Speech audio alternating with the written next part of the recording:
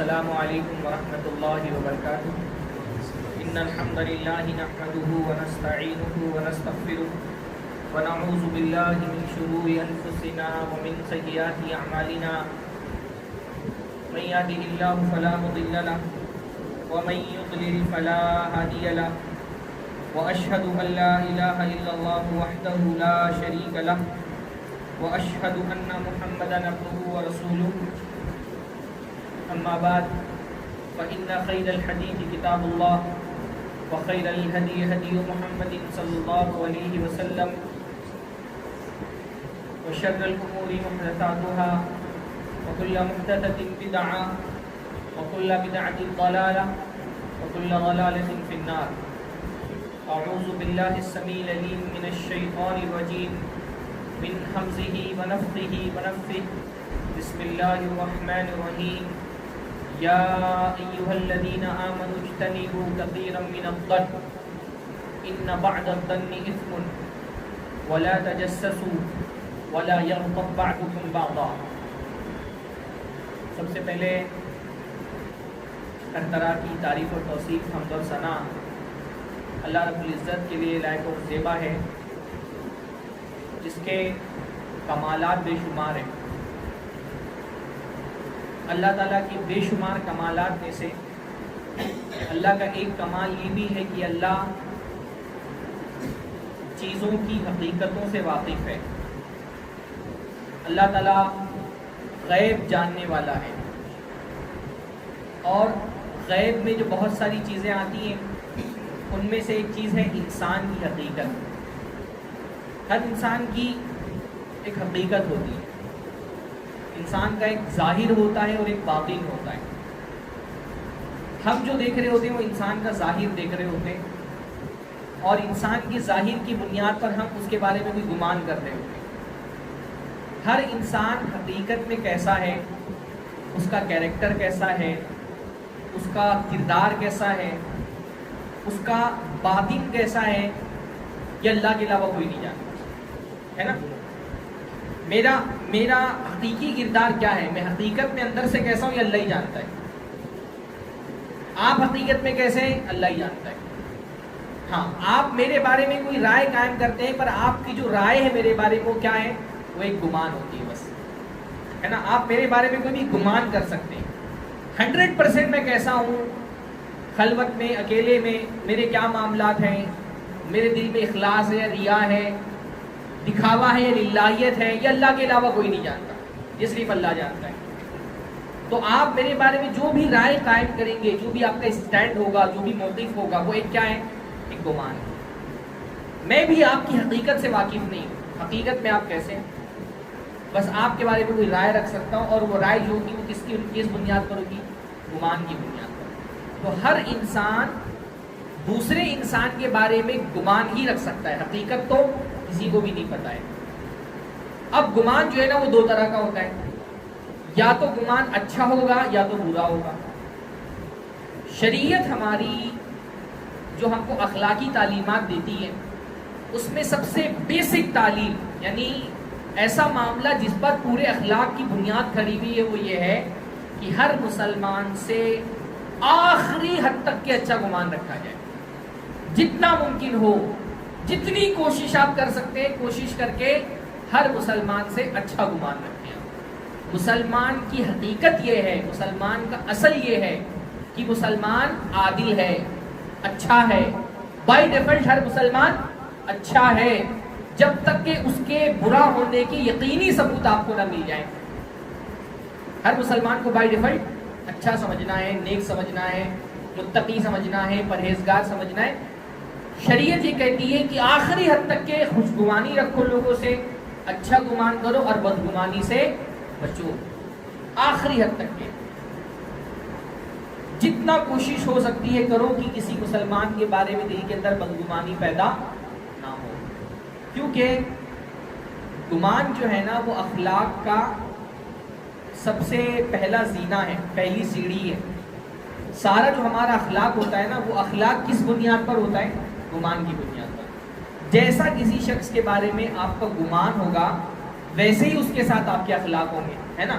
ہم کسی آدمی کے ساتھ جو سلوک کرتے ہیں وہ سلوک ہمارے گمان کو درشاتا ہے. جیسا ہمارا گمان ویسا ہمارا سلوک. اگر کسی کے بارے میں گمان اچھا ہے تو اس کے ساتھ ہمارا سلوک بھی اچھا ہو جاتا ہے, اور کسی کے ساتھ اگر گمان برا ہے تو اس کے ساتھ ہمارا سلوک بھی برا ہو جاتا ہے. تو گمان سے ہی اصل میں اخلاق کی شروعات ہوتی ہے. اس لیے شریعت اس پر بہت پابند بناتی ہے ایک مسلمان کو کہ آخری حد تک کہ گمان اچھا رکھو. اللہ تعالیٰ فرماتے ہیں یا ایھا الذین آمنوا اجتنبوا کثیرا من الظن, اے لوگوں جو ایمان لائے ہو بہت زیادہ بدگمانی سے بچو. ان بعض الظن اثم, کیونکہ بعض مرتبہ گمان گناہ بن جاتا ہے.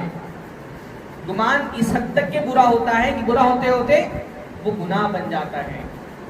ولا تجسسوا, اور توہمیں مت کرو, لوگوں کی برائیاں مت تلاش کرو, جاسوسی مت کرو, عیب جوئی مت کرو. ولا یغتب بعضکم بعضا, بعض کی غیبت نہ کرے. ایک سلسلہ ہے گناہوں کا جن سے اللہ تعالیٰ نے روکا ہے, اور ان گناہوں کے سلسلے کی سب سے پہلی کڑی کیا ہے؟ بدگمانی. کیونکہ بدگمانی کے پیٹ سے ہی یہ گناہ جنم لیتے ہیں. کیسے لیتے ہیں ابھی انشاءاللہ بتاؤں گا. اللہ نے فرمایا یا الذین آمنوا اجتنبوا کثیرا من الظن, اے لوگ جو ایمان لائے ہو بہت زیادہ بدگمانی سے بچو. یعنی شریعت نے آپ کو بالکل اس سے نہیں منع کیا کہ آپ سرے سے بدگمانی ہی نہیں کر پائیں. کہیں کہیں بدگمانی کرنی پڑے گی, کہیں کہیں آپ بدگمانی سے خود کو نہیں روک سکتے. بھئی بعض مراحل ایسے بھی آئیں گے جہاں آپ نے ایک آدمی کو دیکھا وہ چوری کرتے ہوئے پکڑا گیا, 1 بار 2 بار 3 بار 4 بار. اب شریعت یہ تو نہیں بولتی اس کے بارے میں بھی اچھا گمان کرو, اس سے بھی کاروبار میں ڈیل کر لو, اس سے بھی اپنی بچی کی شادی کرا دو, یہ اچھا گمان رکھو اس کے ساتھ. یعنی ہر معاملے میں آپ اچھا گمان نہیں رکھ سکتے. شریعت اس لیے یہ نہیں بولتی کہ سرے سے کسی سے بدگمانی ہی نہیں کرنا ہے. بھائی جس آدمی کے بارے میں کبھی آپ کے پاس دلائل ہوں یا گمان غالب ہو کہ آدمی برا ہے, آپ کے پاس مشاہدے ہوں, آپ کے پاس دلائل ہوں, اس کے بارے میں تو آپ کو گمان برا ہی ہوگا. اس لیے شریعت سرے سے ہی نہیں کہتی سرے سے بدگمانی نہیں کرنا ہے. شریعت کہتی بہت بدگمانی مت کرو, ہر بات پہ ہر انسان سے بدگمانی مت کرو. شریعت کا اصول کیا ہے؟ ہر مسلمان کو عادل سمجھو جب تک کہ اس کے گناہگار ہونے کا, اس کے برا ہونے کا ثبوت نہ مل جائے. ہر مسلمان اچھا ہے جب تک کہ اس کے برے ہونے کا ثبوت نہ مل جائے. ہمارا معاملہ الٹا ہوتا ہے, ہم ہر آدمی کو کرپٹ سمجھ رہے ہوتے ہیں جب تک کہ اس کے اچھے ہونے کا ہم کو ثبوت نہ مل جائے. ہماری نظر میں یعنی بدگمانی ہماری اس درجے میں پہنچ گئی ہے کہ ہمارے نزدیک ہر انسان کرپٹ ہے, برا ہے. ہر آدمی کے بارے میں پہلا فیصلہ یہ ہوتا ہے کہ بے ایمان ہے جب تک کہ ہم اس کے اچھے ہونے کی کوئی دلیل ہم کو نہ مل جائے. شریعت اس کے برخلاف نہیں تھی, اچھا گمان کرو. کیونکہ میں نے بتایا کہ ہمارا سلوک جو ہوتا ہے نا وہ ہمارے گمان کے, اگر کسی کے انسان کے ساتھ ہمارا سلوک گمان اچھا نہیں ہوگا تو اس کے ساتھ سلوک بھی اچھا نہیں کر سکتے, اور گمان اچھا ہوگا تو سلوک بھی اچھا ہو جائے گا. بھئی آپ کا پڑوسی ہے, آج کا جو موضوع ہے نا بہت پریکٹیکل ہے, خطابت والا موضوع نہیں ہے. اس لیے ہم کو جو بہت زیادہ مثالیں آئیں گی, کیونکہ ہم عام طور پہ سنتے تو ہیں کہ بدگمانی نہیں کرنا چاہیے, پر ہم اپنی زندگی میں بدگمانی کر رہے ہوتے ہیں, ہم کو احساس نہیں ہوتا کہ بدگمانی. تو میں کوشش کرتا ہوں نا کہ معاشرے میں جہاں ہمارے یہاں بدگمانی کا ایک تصور پایا جاتا ہے وہ اس کو میں نکال کر کے آپ کے سامنے رکھوں تاکہ آپ سمجھیں کہ بدگمانی ہوتی کہاں ہے. مان لیجیے آپ کا پڑوسی ہے, آپ کو کہیں جانا ہے, دوپہر کا وقت ہے, آپ نے گھر پہ چابی لگا دی, شام کو آپ کا بیٹا آنے والا ہے. اب اگر پڑوسی کے بارے میں آپ کا گمان اچھا ہے, یہ اچھا پڑوسی ہے, یہ بے ایمان نہیں ہے, یہ کرپٹ نہیں ہے, یہ چور ڈاکو نہیں ہے, آپ کیا کرتے ہیں؟ اپنے گھر کی چابی اپنے پڑوسی کو دے کے جاتے ہیں, ہے نا. اپنے پڑوسی کو دے دیتے ہیں, آپ بولتے ہیں بھائی میرا بیٹا شام کو آنے والا ہے, مغرب بعد چابی اس کو دے دینا. آپ نے اس پر یہ اعتماد کیوں ظاہر کیا؟ کیونکہ آپ کا اس کے بارے میں گمان اچھا ہے نا. گمان اچھا ہو تو کیا ہوگا؟ سلوک اچھا کریں گے. اگر آپ کا اپنے پڑوسی کے بارے میں گمان اچھا نہیں ہوتا, آپ سمجھتے کہ بے ایمان ہے, یہ میری غیر موجودگی میں کچھ بھی میرے گھر پہ کر سکتا ہے, تو آپ تالا لگا کر کے بھی جاتے, ڈبل تالا لگا کے جاتے, اس کے باوجود فکر مند رہتے کہ میری غیر موجودگی میں پتہ نہیں میرے گھر پہ کیا کرنے والے ہیں, کہیں تالا توڑ بھی نہ گھس جائے, ہے نا. ہر آدمی کے بارے میں جیسا آپ کا گمان ہوتا ہے ویسا آپ کا اس کے ساتھ سلوک ہوتا ہے. کبھی آپ کو تجربہ ہوگا کہ راستے میں چلتے ہوئے کوئی بندہ اس نے ہاتھ رک کر کے بائک سے لفٹ مانگ لیا. ابھی آپ سوچتے ہیں کہ مجبور آدمی لفٹ تو آپ نے دے دی, لیکن ڈر بھی لگتا ہے کسی سنسان علاقے میں, یا لوگ کس طرح کے ہوتے ہیں تو لفٹ آپ نے دے دی، جب اس کو اس کی منزل پہ چھوڑا اور وہ اتر کے گیا تو چپکے سے ہاتھ ڈال کر کے آدمی جیب چیک کر لیتا ہے، ہاں کہ پرس اور موبائل سلامت ہے کہ نہیں سلامت۔ جیسا کسی کے بارے میں ہمارا گمان ہوتا ہے ویسا اس کے ساتھ سلوک کرتے ہیں۔ کبھی ایئرپورٹ پہ بیٹھے ہوئے، لیپ ٹاپ ہے، لگیج ہے، بغل میں ایک بندہ بیٹھا ہوا ہے، آپ کو لگتا ہے کہ یہ ایماندار ہے، یہ کوئی چور چمار نہیں ہے، آپ کیا کرتے ہیں؟ بھائی میرا لیپ ٹاپ دیکھنا، میرا لگیج دیکھنا، میں ذرا سا 2 منٹ واش روم سے ہو کر کے آیا۔ آپ بھروسہ ظاہر کرتے ہیں اسے۔ اور کبھی ایسا ہوتا ہے ٹرین میں آپ بیٹھے ہوئے، 4 لوگ ساتھ میں بیٹھے ہوئے، چھوٹا سا بیگ بھی ہے تو زنجیر میں باندھ کر کے بعض لوگ بیگ لے کر کے واش روم میں جاتے ہیں، بھروسہ نہیں ہوتا ہے۔ جیسا کسی آدمی کے ساتھ ہمارا گمان ہوتا ہے ویسا ہی ہم اس کے ساتھ سلوک کرتے ہیں۔ اور جب سلوک میں ہم ایک دوسرے پر اعتبار کرتے ہیں تو یہ اعتبار کمیونٹی کو آگے بڑھاتا ہے۔ کوئی بھی کمیونٹی کب آگے بڑھے گی؟ جب کمیونٹی کے افراد آپس میں ایک دوسرے پر اعتبار کریں گے، ایک دوسرے سے اچھا گمان رکھیں گے، تو پوری کمیونٹی ایک ساتھ ترقی کرتی ہے۔ تو مسلمان ایک کمیونٹی ہے، ایک قوم ہے۔ یہ قوم کب ترقی کرے گی؟ جب قوم کے افراد آپس میں ایک دوسرے پر اعتبار کریں گے، ایک دوسرے پہ بھروسہ کریں گے، ایک دوسرے کے ساتھ اچھا گمان کریں گے، تو قوم ہر راستے میں آگے بڑھے گی۔ معاشی معاملات ہوں گے، لوگ خوش رہیں گے۔ زندگی میں خوش رہنے کے لیے بہت ضروری ہے کہ آپ کے پاس اچھی کوانٹٹی میں اعتبار ہو۔ جو آدمی بہت سارے لوگوں پہ اعتبار کرتا ہے بہت مطمئن رہتا ہے، خوش رہتا ہے۔ اس کو اپنی بیوی پہ اعتبار ہے کہ میرے ساتھ ناانصافی نہیں کرے گی، اپنے بیٹوں پہ اعتبار ہے کہ بڑھاپے میں یہ میرا سہارا بنیں گے، اپنے بھائیوں پہ اعتبار ہے کہ کوئی مشکل آئی تو میرے ساتھ کھڑے ہوں گے، اپنے محلے والوں پہ اعتبار ہے کہ کہیں پریشانی بھی تو میرا ساتھ نہیں چھوڑیں گے۔ جتنا زیادہ آپ لوگوں پہ بھروسہ کرتے ہیں اتنا آپ زندگی میں خود کو مضبوط محسوس کرتے ہیں، خوش رہتے ہیں، تنہا محسوس نہیں کرتے۔ لیکن دنیا میں جب آدمی اعتبار نہیں کرتا لوگوں پہ، لوگوں سے ہمارا بھروسہ اٹھ جاتا ہے، تو بدگمانی کرنے والا آدمی تنہا رہ جاتا ہے۔ اس کو کسی پہ بھی اعتبار نہیں، اس کو اپنی بیوی پہ اعتبار نہیں۔ آفس گیا ہے تو ڈرا ہوا رہتا ہے کہ پتہ نہیں میری غیر موجودگی میں میری بیوی کیا کر رہی ہے۔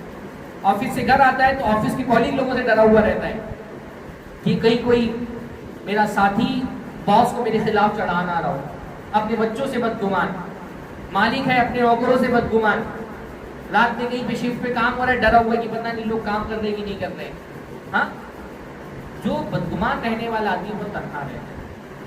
قوم کے افراد اگر آپس میں ایک دوسرے سے بدگمان ہو جائے تو قوم ترقی نہیں کر سکتی، کیونکہ پھر اعتبار نہیں رہے گا ایک دوسرے کے ساتھ، تو سلوک اچھا نہیں رہے گا۔ بھائی ایک مثال پہ آپ کو دیتا ہوں، مان لیجیے ایک مسلمان ایک قوم ہے، ایک محلے میں ایک علاقے میں رہتے ہیں، میں پیسے والا ہوں، میرے پاس رکھے 50 60 70 لاکھ 1 کروڑ میرے بینک میں رکھے ہوئے۔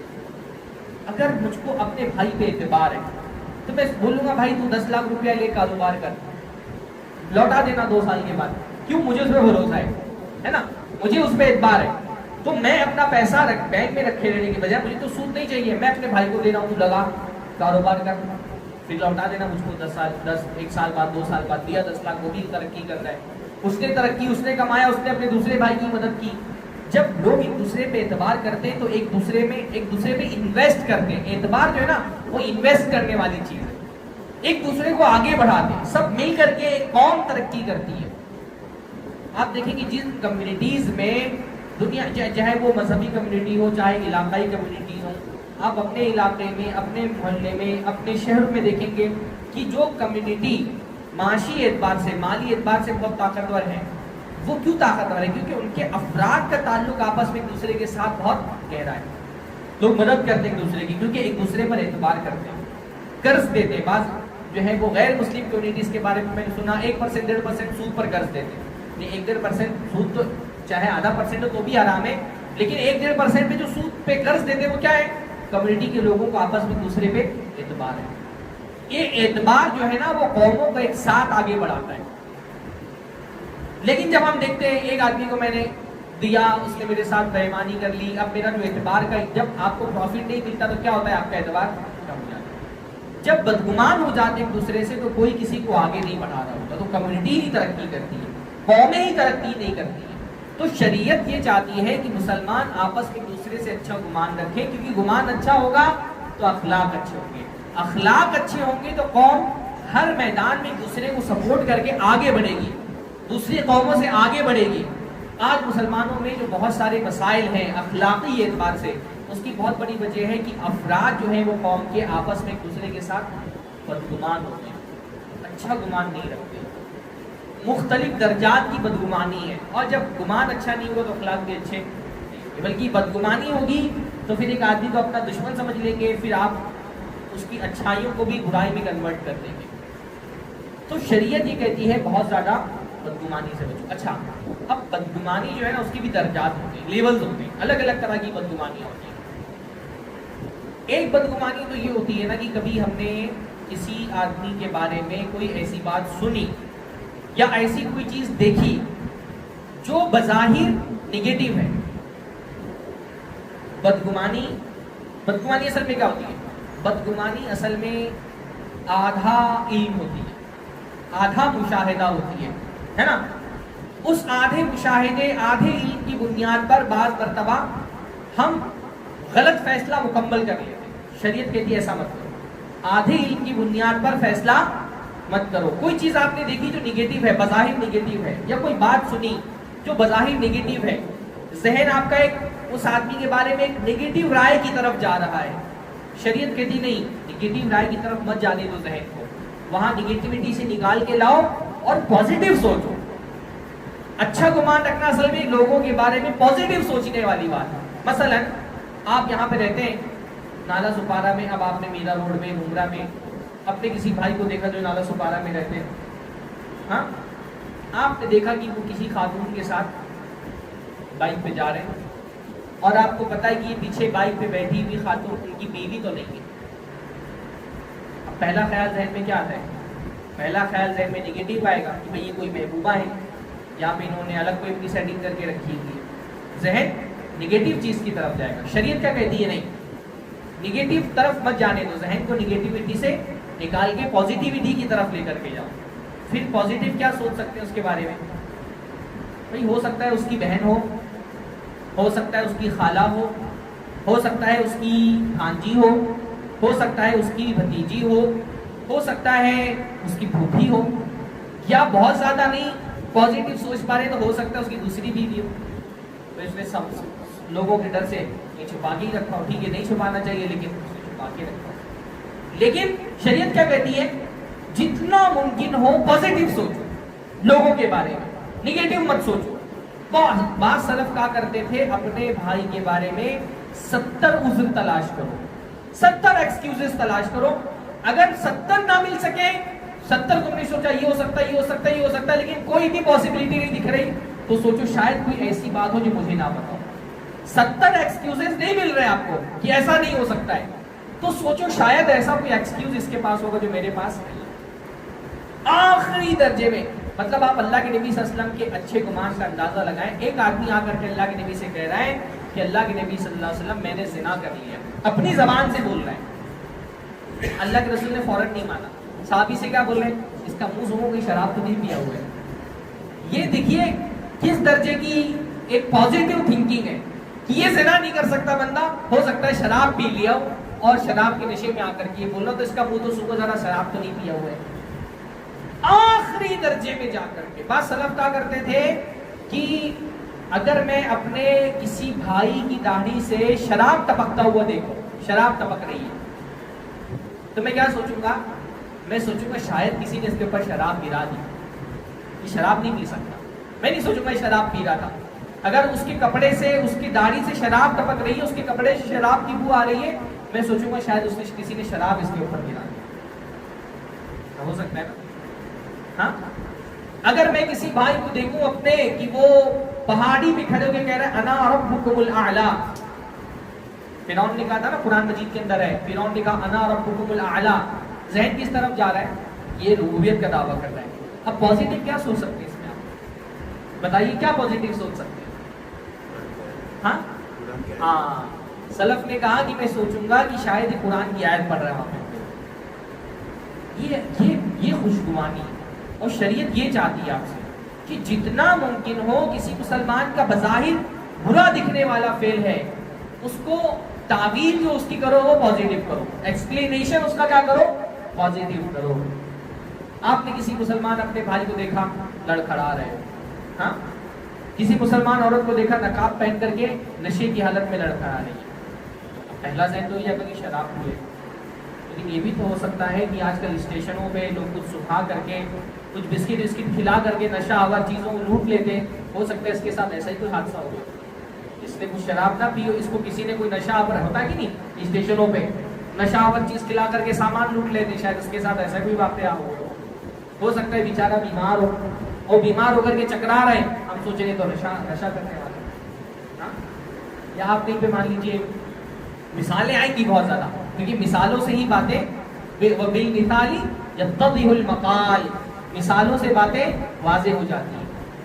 مان لیجیے آپ کہیں پہ یہاں کھڑے ہوئے، رات کا کوئی 1-1:30 بجے کا وقت ہے، آپ کہیں سے آ رہے اور آپ نے اپنے کسی بھائی کو بیئر بار میں داخل ہوتے ہوئے دیکھ لیا رات کے وقت میں، اب پہلا خیال کیا آتا ہے ذہن میں؟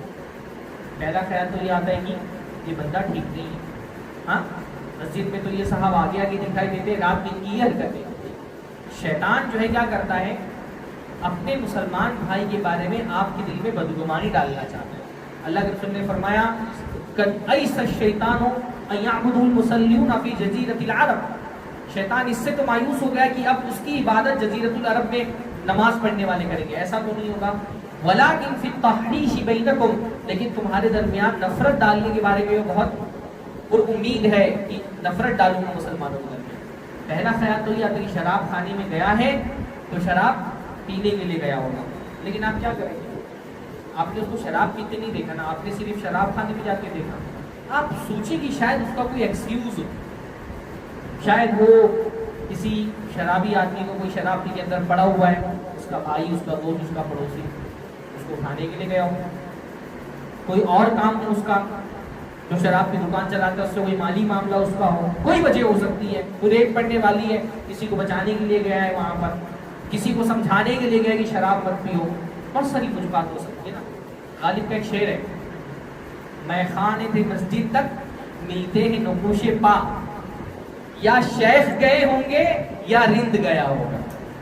ہاں غالب یہ کہتا ہے کہ میں خانے سے مسجد تک ملتے ہیں نقوش پا، نقوش پا یعنی پیر کے نشان، تو صبح جو ہے وہ پیر کے نشان دکھ رہے کہاں سے کہاں تک؟ میں خانے سے مسجد تک۔ اب یا شیخ گئے ہوں گے یا رند گیا ہوگا، دو ہی پوزیٹیوٹی ہے، یا تو شیخ صاحب رات میں نکل کر کے میخانے گئے تھے، یا میخانے سے شرابی مسجد کے اندر آ گیا تھا۔ تو ایک طریقہ ہوتا ہے جو ہمارے مشاہدات ہوتے ہیں، جو ہمارا آبزرویشن، ادھورا آبزرویشن ہوتا ہے، یا تو آپ اس کو پازیٹیو ایکسپلین کریں یا تو نگیٹیو ایکسپلین کریں۔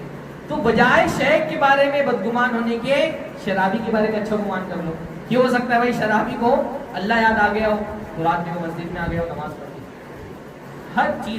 ہر وہ چیز جس کے بارے میں معلومات ادھوری ہے، بعض مرتبہ ایسا ہوتا بھی ہے، ہم کوئی کام جو ہے وہ نیکی اس کے لیے چھپا رہے ہوتے ہیں، سامنے والا بدگمان ہو جاتا ہے۔ دیکھیے حضرت عمر رضی اللہ تعالیٰ عنہ کا ایک واقعہ ہے، وہ رات میں ایک مرتبہ، مطلب ان کا معمول تھا، جب رات میں سارے مدینہ والے سو جاتے ہیں تو وہ رات میں چپکے سے نکلتے ہیں، لوگوں سے نظریں بچا کر کے خاموشی سے مدینہ کے کنارے پہ ایک کٹیا تھی، چھوٹی سی جھوپڑی، اس میں جاتے، تھوڑا دیر وہاں پہ رہتے، پھر واپس نکل کر کے اپنے گھر پہ آ جاتے۔ اب کسی دن ان کے کسی ساتھی نے دیکھ لیا ان کو کہ رات میں جو ہے وہ حضرت عمر چپکے سے نکل کے جا رہے ہیں، لوگوں سے نظریں بچاتے ہوئے، اور وہ کٹیا کے اندر جاتے، تھوڑا دیر وہاں رہتے، پھر نظریں بچاتے ہوئے واپس آ جاتے۔ اب وہ مسلسل جو ہے وہ مشاہدہ کرنے لگا، 1 دن 2 دن 3 دن، اب حضرت عمر روز جا رہے ہیں۔ میں نے کیا کہا، بدگمانی ہوتی تو کیا ہوتا ہے اس کے ساتھ؟ اب تجسس، یہ بھی تو گناہ ہے نا، کسی کے پیچھے پڑ جانا کہ اس کو کوئی ایپ مل جائے، یہ کیا ہے؟ گناہ ہے۔ اب اس نے وہ روز دیکھنے لگا کہ تو حضرت عمر نے 1 دن گئے 2 دن گئے تو روز جاتے، اب وہ ٹو میں پڑ گیا، جاسوسی کرنے لگا حضرت عمر کی۔ اب کسی دن کے وقت میں جب حضرت عمر نہیں جاتے تب وہ دن میں گیا، اس کو لگا کہ حضرت عمر کا کوئی معاملہ گڑبڑ والا ہے، ورنہ لوگوں سے کیوں بچاتے ہیں؟ ہمارے یہاں چھپانے والی چیز نہیں سمجھ میں آتا تھا کہ کچھ برا ہے تبھی تو چھپا رہے ہیں، کیونکہ اچھی چیزیں تو چھپائی نہیں جاتی، ہمارے یہاں بہت سارے لوگ ہی چھپاتے ہیں، تو کچھ برا ہے تبھی حضرت عمر چھپا رہے ہیں۔ تو دن کے وقت میں وہ جھوپڑی میں گیا، جب جھوپڑی میں گیا تو دیکھا ایک بوڑھی عورت نابینا وہ ہے اس جھوپڑی کے اندر، تو کہا کہ اماں یہ رات میں کون تمہارے گھر میں آتا، کیوں آتا ہے؟ تو اس عورت نے کہا مجھے نہیں پتا، وہ کوئی اللہ کا بندہ ہے، رات میں آتا ہے، میرے گھر کے کام کر دیتا ہے، صفائی کر دیتا ہے، کھانا بنا دیتا ہے، میری ساری خدمتیں کر کے چلا جاتا ہے، میں بھی نہیں پہچانتی ہوں کون ہے۔ سبحان اللہ۔ حضرت عمر اپنی نیکی چھپا رہے تھے۔ نیکی، بعض نیکیاں بندے کی کیسی ہونی چاہیے کہ صرف اللہ اور اس کے بیچ میں، کوئی نہیں جانتا، یہ اخلاص ہے نا کہ صرف اللہ اور بندے کے بیچ میں اور کوئی نہیں جانتا۔ وہ اس ساتھی جو تھے حضرت عمر کے، انہوں نے سوچا کہ تم عمر کے بارے میں بدگمانی کر رہے ہو، وہ اپنی نیکی چھپا رہے تھے۔ ظاہر سی بات ہے دن میں جاتے تو لوگ دیکھتے، اور امیر المومنین تھے تو بہت سارے لوگ بولتے آپ مت جائیے اتنے کام کے لیے، ہم کر دیتے۔ تو بعض مرتبہ ہم کوئی نیکی کا کام کر رہے ہوتے، سامنے والا دیکھ کر کے بدگمان ہو جاتا۔ بھئی ایک مرتبہ میرے ساتھ اس طرح کا حادثہ پیش آیا۔ رکشہ ہوتی ہے شیئرنگ والی، تو جو ہے میں رکشے میں بیٹھا اور اس کے بعد ایک خاتون نقاب والی آ کر کے بیٹھی۔ اب وہ رکشے والا جو ہے تیسری سیٹ کا انتظار کر رہا تھا، جب 3 سیٹیں ہو جائیں گی تب جائیں گے۔ تو مجھے ذرا سا یہ برا لگا کہ ابھی کوئی آدمی بھی آ کر کے بیٹھے گا تو پھر وہ عورت کے جسم سے جسم لگا کے بیٹھا۔ اچھا یہ ہمارے یہاں بڑا عجیب عیب ہے نا، خواتین نقاب والی ہوتی ہیں لیکن وہ کسی بھی مرد کے بغل میں جا کے بیٹھ جاتی۔ بھائی اس سے بہتر ہے کہ آپ اپنی پرائیویٹ گاڑی چلائیں، وہ زیادہ بہتر ہے، یا 10 روپیہ 20 روپیہ زیادہ دیں، لیکن آپ نقاب پہن رہی ہیں اور آپ یہ چاہتی کہ آپ کا جسم لوگوں کو دکھائی نہ دے، اور جسم ٹچ ہو جائے تو ٹچ ہو جانا جسم کا یہ دیکھنے سے زیادہ بری چیز ہے۔ تو یا تو آپ پرائیویٹ اپنی گاڑی اسکوٹی وغیرہ لے جائیں، انشاءاللہ تعالیٰ کوئی حرج کی بات نہیں ہے۔ صحابیات بہت ساری اونٹنی کا جو ہے وہ اللہ کے نبی نے فرمایا بہترین عورتیں جو ہے قریش کی عورتیں وہ اونٹ کی سواری کرتی ہیں۔ ہاں تو اپنی گاڑی چلائیں، یا پھر اگر کوئی مجبوری ہو تو 2 سیٹ کا پیسہ دیں، لیکن یہ جو جسم سے جسم لگا کر کے مردوں کے، اجنبی مردوں کے بیٹھ جاتی ہیں عورتیں، یہ شرعاً بہت بری چیز ہے۔ یعنی چہرہ کھولنے سے زیادہ بری چیز ہے وہ کہ آپ کا جسم کسی کافر کے جسم یا کسی غیر محرم کے جسم سے لگے۔ تو بہرحال تو مجھے ذرا سا عجیب لگا، تو میں نے رکشے والے سے کہا چلو بھائی 1 سیٹ کا پیسہ میں دے دیتا ہوں، چلو آگے۔ اب کچھ دیر بعد جب میں آگے گیا تو مجھے یہ اندازہ ہوا کہ اگر میرے کسی گھر کے بندے نے دیکھ لیا کہ رکشے میں میں ہوں اور میرے ساتھ کوئی خاتون ہے تو وہ تو کچھ اور ہی مطلب سمجھ لے گا کہ 2 ہی لوگ ہیں، تو اس کا 3 لوگ ہوتے تو شیئرنگ ہوتی۔ تو اب میں اس سے ڈر گیا کہ کہیں کوئی دیکھ لے گا تو وہ تو یہی سمجھے گا کہ یہ کوئی خاتون ہے ساتھ میں جا رہے ہیں، ہاں ساری جو افواہیں اڑ رہی تھی اس میں حقیقت ہے۔ تو یہ بہت بڑا مسئلہ ہوتا ہے کہ بعض مرتبہ ہم کوئی جو ہے وہ بہت سارے لوگ کوئی نیکی کا کام کر رہے ہوتے چھپانے کے لیے، اور ہم جو ہے اس کام سے اس کے بارے میں بدگمان ہو جاتے ہیں۔ تو پہلے درجے کی بدگمانی یہ کہ خیال جا رہا ہے وہ منفی چیز کی طرف، اس کو منفی چیز کی طرف نہ جانے دیں، اس کو مثبت چیز کی طرف لے کر کے۔ بعض مرتبہ ایسا ہوتا ہے نا کہ جب پوری بات ہم کو پتہ چلتی ہے تو ہم خود چونک کے رہ جاتے ہیں، جس آدمی کو ہم برا سمجھ رہے ہوتے ہیں وہ ہماری نظر میں بہت اچھا بن جاتا ہے۔ ہاں چیزوں کی حقیقت ہم کو نہیں پتہ ہوتی ہے۔ میں نے کہیں پہ واقعہ پڑھا کہ ایک ٹرین میں ایک بندہ جو ہے وہ 3-4 بچوں کے ساتھ سوار ہوا، وہ آ کے اپنا کرسی پہ خاموشی سے بیٹھ گیا، بچے اچھل کود کرنے لگے، یہاں بھاگ رہے وہاں بھاگ رہے، ادھر چلا رہے ادھر چلا رہے۔ بچے ٹرین میں بیٹھتے تو کیسے مستی کرتے، تو ٹرین والے سب دیکھ رہے ہیں کہ یہ کون بندہ ہے، خاموشی سے بیٹھا ہوا ہے، بچے اتنی شرارت کر رہے ہیں، کسی کو روک نہیں رہا، یہ منہ لٹکائے بیٹھا ہوا ہے، یہ بڑے جو ہے وہ عجیب آدمی ہے۔ تو جب ٹرین والے بہت زیادہ دیکھ کر کے ہلکان ہو گئے تو کوئی بندہ کھڑا ہوا، اور بچوں پہ غصہ ہو رہے ہیں لوگ کہ کیسے بچے نہیں ہیں، ہاں تمیز نہیں شعور نہیں۔ تو ایک بندہ کھڑا ہوا، اس بندے کو جا کر کے بولا کہ یہ بچے کود رہے ہیں، ان کو بٹھاتے کہ نہیں آپ اپنے پاس، سمجھا بجا کر کے۔ تو اس بندے نے بولا اصل میں ایک حادثے میں ان بچوں کے ماں اور باپ دونوں کا انتقال ہو گیا، میں ان کو اپنے ان کے ماں باپ کے پاس ان کے جنازے میں لے کر کے جا رہا ہوں، ان بچوں کو بھی میں نے بتایا نہیں، تو میں سوچ رہا ہوں کہ میں کیسے ان لوگوں کو خاموش کراؤں، کیسے ان لوگوں کو بتاؤں کہ ان کی زندگی میں کتنا بڑا حادثہ ہوا۔ سڈنلی ایک جملے کی وجہ سے کیا ہوا، ان بچوں کے بارے میں جو تاثرات تھے سننے والوں کے فوراً تاثر کیا ہوئے، تبدیل ہوئے۔ تو چیزیں بعض مرتبہ ایسا ہوتا ہے کہ جب ہم ادھوری معلومات کی بنیاد پر کسی آدمی کے بارے میں مکمل غلط فیصلہ کر لیتے ہیں، جب معلومات پوری سامنے آتی ہے تو پتہ چلتا ہے بات مجھ کی کچھ نہیں۔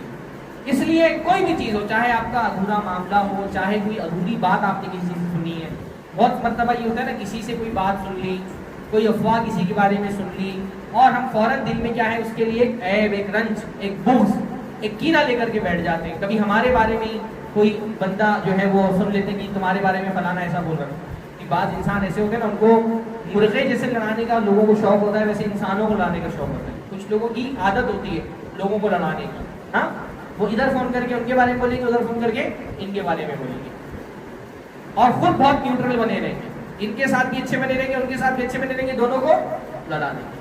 ہاں, ان سے ان کی برائی کریں گے, بولیں گے ارے وہ تو تمہارے بارے میں ایسا بول رہا تھا, مجھے اچھا نہیں لگا. ہاں, ہے نا صحیح. اور اس کے بعد ادھر فون کر کے بولیں گے ارے وہ تو تمہارے بارے میں ایسا بول رہا تھا, مجھے بہت برا لگا. ادھر بھی بولیں گے مجھے برا لگا, ادھر بھی بولیں گے مجھے برا لگا. تو ایسے لوگ بہت ہو رہے ہیں. اب ہم کیا کرتے ہیں, ہم ایسے لوگوں سے بات سن کر کے فوراً یقین کر لیتے ہیں. نہیں, ایسا نہیں کرنا چاہیے. اگر آپ یا تو اگنور کریں یا تو پوری بات کی تحقیق کر لیں سامنے والے سے. کبھی کبھی ایسا ہوتا ہے سامنے والے نے بات کسی اور کانٹیکسٹ میں کسی اور انٹینشن سے بولی ہوتی ہے, اس انٹینشن اور کانٹیکسٹ کو الگ کر کے جب صرف وہ جملہ آپ تک پہنچایا جاتا ہے تو بات کچھ بھی کچھ ہو جاتی ہے. ایسا بہت میرے ساتھ بھی ہوا. بات کسی ایک ہی جملہ وہی ہوتا ہے, بس اس کا کانٹیکسٹ اور انٹینشن چینج کرنے سے کیا ہوتا ہے, بات کچھ کی کچھ ہو جاتی ہے. ایک مدرسے میں بلکہ ایسا معاملہ ہوا کہ ایک بچی کو ذمہ داران نکالنے جا رہے تھے. تو میں نے ذمہ داروں کو سمجھایا, ذمہ دار مان گئے. لڑکی کی بڑی غلطی تھی. میں نے بولا آپ لوگوں کا شکریہ ہے, آپ نے بڑا ظرف دکھایا. ہاں, اور اگر آپ ایسا, ورنہ غلطی تو اتنی بڑی تھی کہ اور کسی مدرسے میں ہوتی تو بچی کو نکال دیا جاتا. آپ نے نہیں نکالا, بہت بہت شکریہ آپ کا. میں نے یہ بات بولی. کس لیے؟ ذمہ داروں کی حوصلہ افزائی کی. اب وہ پوری بات پورے کانٹیکٹ سے نکال کر کے جو ذمہ دار تھے ان میں سے ایک نے اس بچی کو بولا کہ مولانا بول رہے تھے اس نے اتنی بڑی غلطی کی تھی کہ کسی بھی مدرسے میں ہوتی تو اس کو نکال دیا جاتا. اب دیکھیے بات, جملہ میرا انہوں نے مکمل پہنچایا, پر اس جملے کی کانٹیکسٹ اور اس کے انٹینشن کو, جو میرا انٹینشن لڑکی کی برائی بیان کرنے کی بجائے میرا مقصد کیا تھا, ذمہ داروں کی حوصلہ افزائی کرنا. اب وہ انٹینشن اور کانٹیکسٹ نکال دیا گیا تو بات کچھ کی کچھ ہو گئی. ایسا بہت ہوتا ہے زندگی میں, خاص طور پہ لوگ جو ہے ایک دوسرے کو لڑانے میں. تو بات اللہ نے فرمایا بدترین قسم کے لوگ وہ ہیں ذو الوجہین, جن کے دو چہرے ہوتے ہیں. یاتی ہالائی بھی وجہی و ہاولائی بھی وجہی. اس کے پاس ایک الگ چہرہ لے کے آتے ہیں, اس کے پاس الگ چہرہ لے کر کے آتے ہیں. ایسے لوگوں کی وجہ سے کسی کے بارے میں آپ کچھ بات سنیں, یا اولن تو کسی کی تفتیش کرنے کی آپ کو کیا ضرورت ہے, کسی کے پیچھے پڑنا, کسی کی بات میں رائے دینے اس کی کیا ضرورت ہے. اور اگر کوئی بات آپ کو رائے قائم ہی کرنا ہے تو مکمل معلومات کی بنیاد پر رائے قائم کریں. سنی سنائی باتوں کے بارے میں فیصلہ نہ کریں, اس کو آگے نہ بڑھائیں. صرف سن کے یقین بھی نہ کریں اور اس کو آگے بھی نہ بڑھائیں. تو بہرحال ایک بدگمانی یہ ہوتی ہے نا کہ آپ نے کوئی چیز ایسی دیکھی جو حقیقت میں نگیٹو ہے, لیکن وہ مکمل آپ نے نہیں دیکھی یا مکمل آپ نے نہیں سنی, مکمل آپ کی معلومات نہیں ہے. شریعت کہتی ہے نہیں, پازیٹیو لے کے آؤ دماغ کو, دماغ کو جو ہے وہ نگیٹیوٹی کی طرف مت لے جانے دو. بعض مرتبہ ایسا ہوتا ہے کہ کوئی چیز اپنے آپ میں اصل نگیٹو نہیں ہوتی, نارمل چیز ہے, پر ہم نارمل چیزوں کو بھی نگیٹو ایکسپلین کرتے ہیں. مثلا میں کہیں جا رہا تھا, اب میں نے جو ہے وہ دو بندوں کو دیکھا, جیسے ہی میں قریب پہنچا ہنسنے لگے کس کے. ہاں, ابھی وہ ہنسنا ان کا کوئی نیگیٹو کام نہیں, اس نے کوئی ایسا کام نہیں کیا کہ وہ نیگیٹو ہے. اور میں کیا سوچتا ہوں, میں سوچتا ہوں یہ میرے بارے میں ہی بات کر رہے ہیں, مجھ کو دیکھ کے ہنس رہے ہیں, میرے بارے میں کوئی بات, یہ کیا ہے؟ ہاں, یہ کیا نارمل چیز ہے. دو لوگ ہنس رہے, کوئی بات, اتفاق ایسا ہوا کہ جب میں پہنچا تبھی کسی نے کوئی لطیفے والی بات بول دی, اب دونوں ہنسنے لگے. تو میں کیا سوچ رہا ہوں, یہ میرے بارے میں بات ہے. بہت مرتبہ ایسا ہوتا ہے, نارمل چیزیں ہوتی ہیں. بھائی میں, کسی نے آپ کو فون کیا, آپ نے فون نہیں اٹھایا, اب سامنے والا کیا بول رہے ہیں, اگنور کر رہے ہیں. ہاں, واللہ میں اپنی بات بتا رہا ہوں. بہت مرتبہ ایسا ہوتا ہے نا کہ پہلے ہوتا تھا کہ میں موبائل میں بھی آرام کر رہے ہیں, ہمارے یہاں سوال کرنے والی یہ ٹائم نہیں دیکھتے کہ کیا ٹائم ہو رہا ہے, کس ٹائم فون کرنا چاہیے, ہے نا. رات میں 2 بجے اٹھ کے فون کر دیتے, یا دن میں بھی بعض مرتبہ آدمی کے آرام کا وقت ہوتا ہے. تو میں سونے سے پہلے عادت تھی میری فون سائلنٹ کر کے سوتا, کہ ایک دن میں اگر سائلنٹ کرنا بھول گیا تو بیچ میں نہیں خراب. تو وہ سائلنٹ کر کے میں سوتا تھا. تو 2-3 اچھا, اب بعض مرتبہ اتنے زیادہ مس کال بھی ہو جاتے ہیں سوال کرنے والے کی آدمی سب کو ریٹرن بھی نہیں کر پاتا. تو 1-2 مرتبہ ایسا ہوا کہ فون کرنے والوں نے فون کیا, میں فون نہیں اٹھا سکا, تو فوراً میسج آیا, مولانا آپ اگنور کرنے, میرا فون نہیں اٹھا رہے. سامنے والا سو رہا ہے, تو اور پرابلم اس کو ہو سکتا ہے. کسی اور درس میں ہے, فون آ جاتا ہے بعض مرتبہ درس کے درمیان بھی, ہے نا, سائلنٹ کیا ہوا ہے, فون آ گیا, نہیں اٹھا پائے. سامنے والا فوراً کیا سوچتا ہے, اگنور کر دے. وہ تو نارمل ہے, وہ بیچارہ, کچھ آپ اگنور کرنے جیسی کوئی بات ہی نہیں ہے. تو ہم بہت مرتبہ کیا ہوتا ہے نا, اصل میں کیا ہے نا, کہ ایک نارمل چیز ہوتی ہے. نارمل چیزوں کو لوگ بدگمانی میں کی وجہ سے اس کو نگیٹو چیز میں کنورٹ کر دیتے ہیں. میں نے بہت سارے لوگوں کو دیکھا ہے, وہ ایک میسج سوشل میڈیا پہ گردش کرتا ہے کہ اس زمانے میں شریف وہی ہے جس کے موبائل میں پاسورڈ نہ ہو.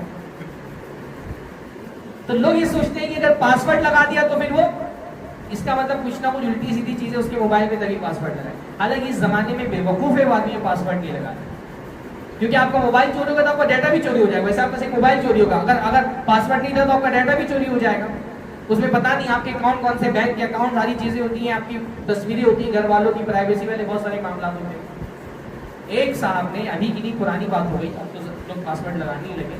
ایک صاحب نے مجھ سے موبائل مانگا کسی کام سے, تو میں نے دیا, تو موبائل میں پاسورڈ لگا تھا. تو میں نے بولا لائیے میں کھول دیتا ہوں. تو وہ بڑی تعجب, مولانا آپ کے موبائل میں بھی پاسورڈ مطلب آپ سوچیں نارمل سی چیز ہے, موبائل میں پاسورڈ لگانا نارمل چیز ہے, اور کسی بندے نے موبائل میں پاسورڈ لگا لیا تو پھر ہم سمجھتے ہیں کہ یہ کچھ نہ کچھ اس کے اندر گڑبڑ ہے. تو یہ بھی ایک بدگمانی ہے. یہ اس سے بڑی, ایک تو ہوتا ہے کہ آپ نے کوئی کام ایسا دیکھا کہ ذہن وہ اس کو نیگیٹو کام ہے. وہ جو آپ نے دیکھا تھا ایک بندے کو کہ وہ بیئر بار میں جا رہا ہے, وہ نیگیٹو چیز تھی, اس کو پازیٹیو میں لے کے آنا. یہ تو کوئی نیگیٹو چیز نہیں ہے نا, تو پازیٹیو چیز ہے. تو ہمارے یہاں کیا ہوتا ہے, جب ہمارا بدگمانی نے کالا چشمہ ہے, جب وہ ہم لگا لیتے ہیں آنکھوں میں تو ہم کو ہر چیز کالی دکھائی دیتی. ہر چیز ہم کو بری, اچھی چیزیں بھی ہم کو کیا ہوتی ہے, بری دکھائی دیتی.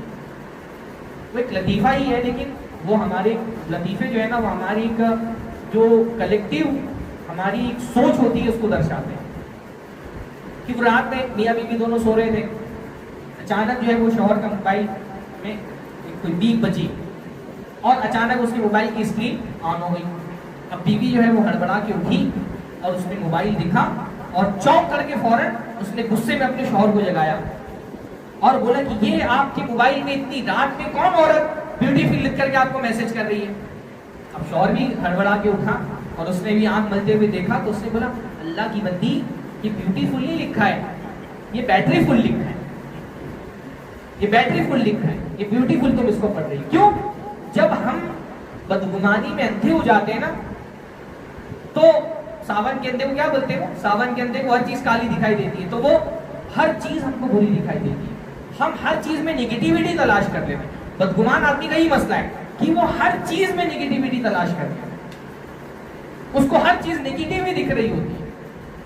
وہ ایک بندے کے بارے میں آتا ہے نا کہ اس کا وزن کافی بڑھ گیا تھا, تو اس نے جو ہے یہ وعدہ کیا کہ میں آج سے فاسٹ فوڈ نہیں کھاؤں, بند فاسٹ فوڈ. اب گھر پہنچا بندہ, تو بچوں نے بہت ضد کی کہ نہیں آپ چلیے ہم کو پیزا کھلائیے. اب بچوں نے بہت ضد کی تو بندہ تیار ہو گیا کہ چلو لے کے چلتا ہوں, لے کے گیا کہیں پیزا ہٹ پہ بیٹھا. اب بچوں کیونکہ اس کو نہیں کھانا تھا تو اس نے پیزا آرڈر کیا, پیزا آیا ساتھ میں, بچے بیٹھ گئے, تو وہ کرسی لے کے پیچھے ہو گیا کہ بچوں کو کھانے تو مجھے نہیں کھانے. دوسرے دن وہ سوشل میڈیا پر اپنی ہی فوٹو دیکھتا ہے اور اس میں لکھا ہوا ہے کہ امیروں کے بچوں کو دیکھو کتنے مزے سے پیزا اڑا رہے, اور ڈرائیور بیچارہ پیچھے بیٹھ کر کے دیکھ کر کے للچا رہا ہے. ہاں ڈرائیور جو ہے دیکھ دیکھ کے للچا رہا ہے, اور یہ بچے دیکھو مزے سے پیزا اڑا رہے ہیں. ہر چیز میں جب آدمی کی سوچ نگیٹو ہو جاتی ہے تو اس کو ہر جگہ نگیٹو چیزیں ہی دکھائی دیتی ہیں. بعض لوگ نا بہت اپنے آپ کو ہوشیار سمجھ کے بولتے ہیں کہ میں لوگوں کا چہرہ دیکھ کے پہچان جاتا ہوں کون بے ایمان ہے کون چور ہے. یہ کیا ہے؟ چہرہ دیکھ کر کے کسی کا اس کے بارے میں بے ایمان ہونے کا, چور ہونے کا فیصلہ کر لینا بدترین قسم کی بدگمانی. لیکن ہم ہوشیاری سمجھتے ہیں اس کو, ہم اپنی بدگمانی کو فراست سمجھتے ہیں, دوسروں کی بدگمانی کو بدگمانی سمجھتے ہیں. ہمارے چہرے کو دیکھ کر کوئی فیصلہ بولے کہ آپ چہرے سے چور لگ رہے ہو, یا بعض مرتبہ یہ ہوتا ہے کہ ایک خاص برادری کے لوگوں کے بارے میں کہنا کہ فلاں برادری کے لوگ ایسے ہوتے ہیں, فلاں علاقے کے لوگ ایسے ہوتے ہیں. ایسا ہوتا ہے نا ہمارے یہاں, یہ علاقے کا ہے کنفرم, یہ کوئی بے ایمان ہے اچھے کردار کا, فلاں برادری کا ہے, فلاں زبان بولنے والا ہے, کنفرم یہ ایسا ہے. تو یہ بھی بعض مرتبہ ہوتا ہے نا. امام تیمیہ رحمہ اللہ نے ایک بات کہی ہے کہ من کان فی قلبہ مرض یاخذ من کل کلام ما یناسب مرضہ, کہ جس آدمی کے دل میں مرض ہوتا ہے نا وہ ہر کلام سے اپنے مرض کے حساب سے ہی ایکسپلین کرتا ہے. ہر کلام کو جو بھی دیکھ رہا ہوتا ہے, جو بھی سوچ رہا ہوتا ہے, اپنے مرض کے اعتبار سے ایکسپلین کرتا ہے. تو بدگمانی بھی جو ہے نا وہ ایک طرح کا. تو یہ تو ایک اعلیٰ درجے کی بدگمانی ہوگی نا. ایک تو ہے کہ بھائی آپ نے کوئی نیگیٹو کام ہوتے ہوئے دیکھا تو اس کو آپ کو پازیٹیو ایکسپلین کرنا ہے. یہاں پہ تو کچھ بھی نیگیٹو نہیں تھا, پر ہم پازیٹیو جو نارمل چیزیں ہوتی ہیں اس کو بھی کیا کرتے ہیں, نیگیٹو ایکسپلینیشن اس کا کرتے ہیں. بعض مرتبہ یہ ہوتا ہے نا کہ کوئی آدمی اچھا کام کر رہا ہوتا ہے پر ہم اس کے اچھے کام کو بھی نیگیٹو ایکسپلینیشن دیتے ہیں, کیونکہ ہم اس کے بارے میں بدگمان ہیں. اچھے کاموں کی بھی کیا کرتے ہیں, غلط تعبیر, بری تعبیر کرتے ہیں. مثلا مجلس بیٹھی ہوئی ہے, اب امام صاحب نے جو ہے وہ اعلان کیا کہ بھائی مسجد کی تعمیر کے لیے آپ لوگ رقم نہیں اٹھائیں. اب بہت سارے لوگ بیٹھے ہیں, کوئی کچھ نہیں بول رہا. ایک بندے نے سوچا چلو میں کچھ بڑی رقم لکھاتا ہوں تاکہ لوگوں کو حوصلہ ملے, تو اس نے کھڑے ہو کے کہا میری طرف سے 5 لاکھ. اب دوسرا بندہ جو اس کا دشمن ہے وہ فرق کیا بولتا ہے, ریاکار, ہاں دکھاوا کر رہا ہے. سامنے والے نے برا کام کیا تھا, اچھا کام کیا نا, پر جب ہمارے دل میں مرض ہو جاتا ہے بدگمانی کا تو اس کے اچھے کام بھی ہم کیا کرتے ہیں, بری تعبیر کرتے ہیں. بولے ریاکار ہے, دکھاوا کر رہے ہیں. واللہ کسی کو ریاکار بولنا کتنی بڑی بات ہے. کسی کو ریاکار بولنے کا مطلب ہوتا ہے ہم انڈائریکٹلی اس اپنے آپ کے عالم الغیب ہونے کا دعویٰ کر رہے ہیں, ہے کہ نہیں. کسی کو ریاکار بولنے کا مطلب, ریا کہاں ہوتی ہے, دل کے اندر. اخلاص کہاں ہوتا ہے, دل کے اندر. کسی انسان کو ریاکار بولنے کا مطلب یہ ہوتا ہے کہ ہم یہ بتا رہے ہیں کہ ہم نے اس کے دل کے اندر گھس کر کے اس کے معاملات دیکھ لیے. ایسا تو کسی کے لیے ممکن نہیں ہے, کسی کے لیے ممکن نہیں. لیکن ہمارے معاشرے میں یہ لفظ کتنا عام ہے کہ فلاں آدمی بہت بڑا ریاکار ہے, فلاں آدمی بہت دکھاوا کرتا ہے. ارے بھائی ایک بات بڑی پیاری ہے ابن القیم رحمہ اللہ نے کہی ہے کہ اکثر اوقات میں انسان خود اپنے نیت کے بارے میں کنفیوز ہوتا ہے, ڈرا ہوا ہوتا ہے ایمان والا کہ کہیں میرے دل میں ریاکاری نہ آ جائے. ہوتا ہے کہ نہیں ہوتا ہے. آدمی کسی کو دے رہا ہے کہیں پر, لیکن اس کو ڈر لگتا ہے کہ کہیں یہ ریاکاری تو اس کے اندر نہیں آ گئی. بہت سارے لوگ سوال بھی کرتے ہیں, بہت سارے لوگ سوال بھی کرتے ہیں کہ مولانا یہ فلاں کام میں کر رہا تھا تو مجھے لگا کہ کہیں ریاکاری نہ ہو تو میں نے چھوڑ دیا. کبھی بھی ریاکاری کے خوف سے نیکی کے کام کو نہیں چھوڑنا چاہیے. میں کچھ دن پہلے واٹس ایپ پر مجھے کسی نے سوال کیا کہ میں ویسے نارملی اچھی نماز پڑھتی ہوں, لمبی پڑھتی ہوں, پر کوئی دیکھتا ہے تو میں نماز چھوٹی کرتی تھی, ریاکاری نہ آ جائے. تو میں نے کہا آپ نماز جیسا نارمل پڑھتی ویسا پڑھیے, دوسروں کو دوسرے دیکھ رہے اس وجہ سے چھوٹی مت کریے. شیطان جو ہے وہ نیکی سے روکنے کا ایک بہانہ یہ بھی ڈھونڈ لیتا ہے کہ اس کے دل میں ریا کو خوف ڈال کر کے اس کو نیکی کے کام سے روکے. تو آپ اپنی نارمل نماز پڑھیے اور اللہ تعالیٰ سے دعا کریے اللہ ریاکاری سے بچائے. تو بندہ اپنی نیت کے بارے میں بھی 100% پر جو ہے وہ شیور نہیں ہو پاتا کہ کہیں میری نیت کے اندر ریا نہ آ جائے, اور ہم کتنا آسانی سے دوسروں کی نیت پہ حکم لگا دیں کہ دوسرا ریاکار ہے. بہت بڑی بات ہے کسی کے دل کے بارے میں بات کرنا کہ اس کے اندر ریاکاری ہے, یہ دکھاوے کے لیے کرتا ہے. حضرت اسامہ نے ایک بندے کو جنگ کی حالت میں پکڑا, تلوار اٹھائی قتل کرنے کے لیے, اس نے کلمہ پڑھ لیا. حضرت اسامہ نے پھر بھی اس کو قتل کر دیا. تو دوسرے صحابی کھڑے ہو کے دیکھ رہے تھے, انہوں نے کہا میں یہ بات اللہ کے رسول سے جا کے بتاؤں گا, اس کو چھپاؤں گا نہیں میں. تم نے کلمہ پڑھنے کے باوجود کیوں اس کو قتل کر دیا؟ گئے اللہ کے رسول سے شکایت کی, حضرت اللہ کے رسول نے بلایا حضرت اسامہ سے پوچھا کہ کیوں تم نے ایسا کیا؟ ہاں تو کہا اللہ کے نبی اس نے موت کے خوف سے کلمہ پڑھا تھا. اللہ کے نبی غصہ ہو گئے, کہا اللہ شققت قلبہ, اس کا سینہ چیر کے کیوں نہیں دیکھ لیا؟ تم کون ہوتے ہو فیصلہ کرنے والے کہ وہ خوف سے کلمہ پڑھا تھا کہ وہ اخلاص سے کلمہ پڑھا تھا؟ اتنا ڈاٹا حضرت اسامہ, اللہ کے نبی کے وہ چہتے تھے, اتنا ڈاٹا کہ حضرت اسامہ چاہت کرنے لگی کاش اس سے پہلے میں مسلمان ہی نہیں ہوا ہوتا, اس واقعے کے بعد مسلمان ہوتا تو میرا وہ گناہ دھل جاتا. لیکن ہم کتنی آسانی سے لوگوں کے بارے میں فیصلہ کر دیتے ہیں کہ یہ ریاکار ہے, یہ دکھاوا کرتا ہے. ہاں اچھے کاموں کو بھی برے طرح سے ایکسپلین کرنا ہوتا ہے. ایسا بعض مرتبہ اچھا کام ہوتا ہے. اب دیکھیے ایک صحابی جو ہے, انہوں نے جو ہے بہت مدینہ سے دور رہتے تھے, یعنی کنارے پر رہتے تھے مدینہ کی بستی کے, تو ان کو مسجد نبی تک آنے میں وقت لگتا ہے کافی.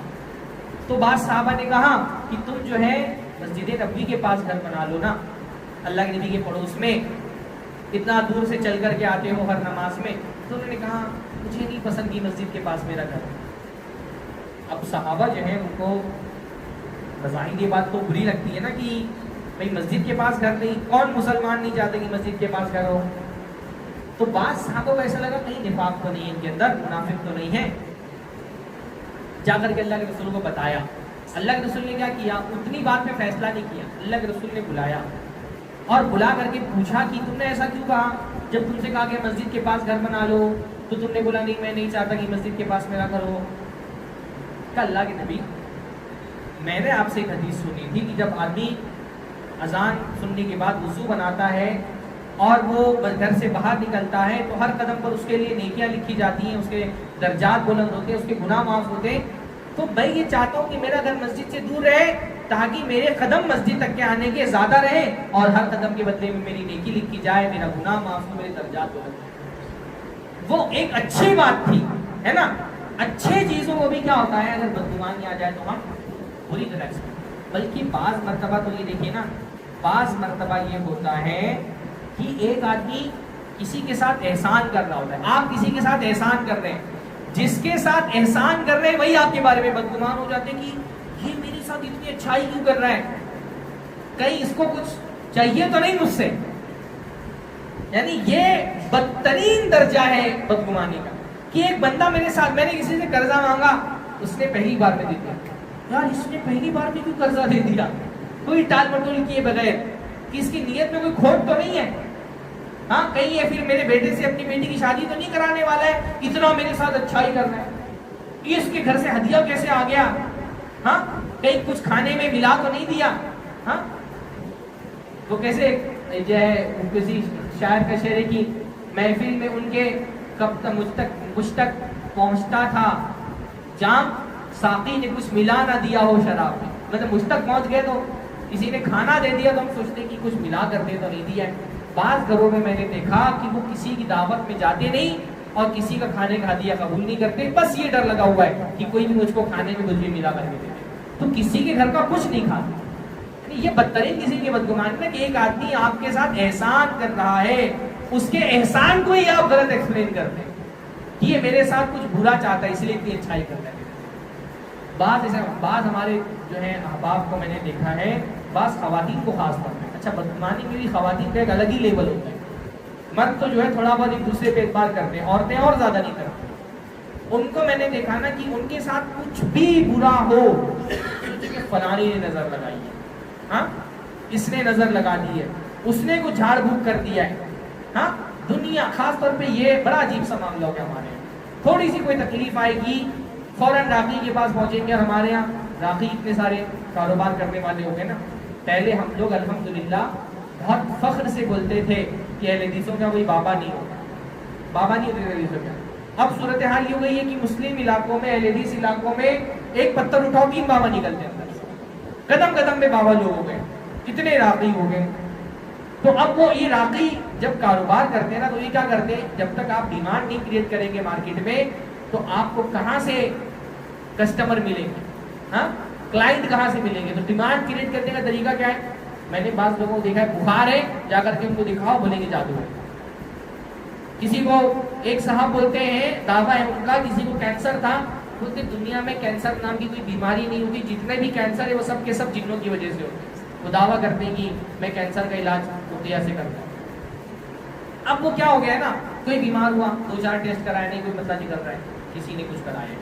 اب دنیا بھر پہ شک، بہو ساس پہ شک کر رہی ہے، ساس بہو پہ شک کر رہی ہے، شوہر بیوی پہ، بیوی شوہر پہ، بھائی بھائی پر۔ کتنی بدترین بدگمانی ہمارے یہاں یہ جادو ٹونے یہاں سے بدگمانی کے نام پہ ہوتی ہے، بدترین قسم کی بدگمانی۔ ایون یعنی بعض لوگ اس معاملے میں اتنے شکی ہوتے ہیں نظر لگنے کے معاملے میں کہ ان کی تعریف کرتے ہیں کسی چیز کے ڈر لگتا ہے کہ ان کی تعریف کر دو نا آگے کچھ برا ہو جائے گا تو بولیں گے فلاں نے تعریف کی تھی اسی نے نظر لگا دی۔ آپ دیکھیے ہم نے یہ موضوع اس پہ بات مکمل عام طور پہ کوئی بات نہیں کرتا ہے، ہم صرف اتنا بول دیتے ہیں کہ بدگمانی سے بچو۔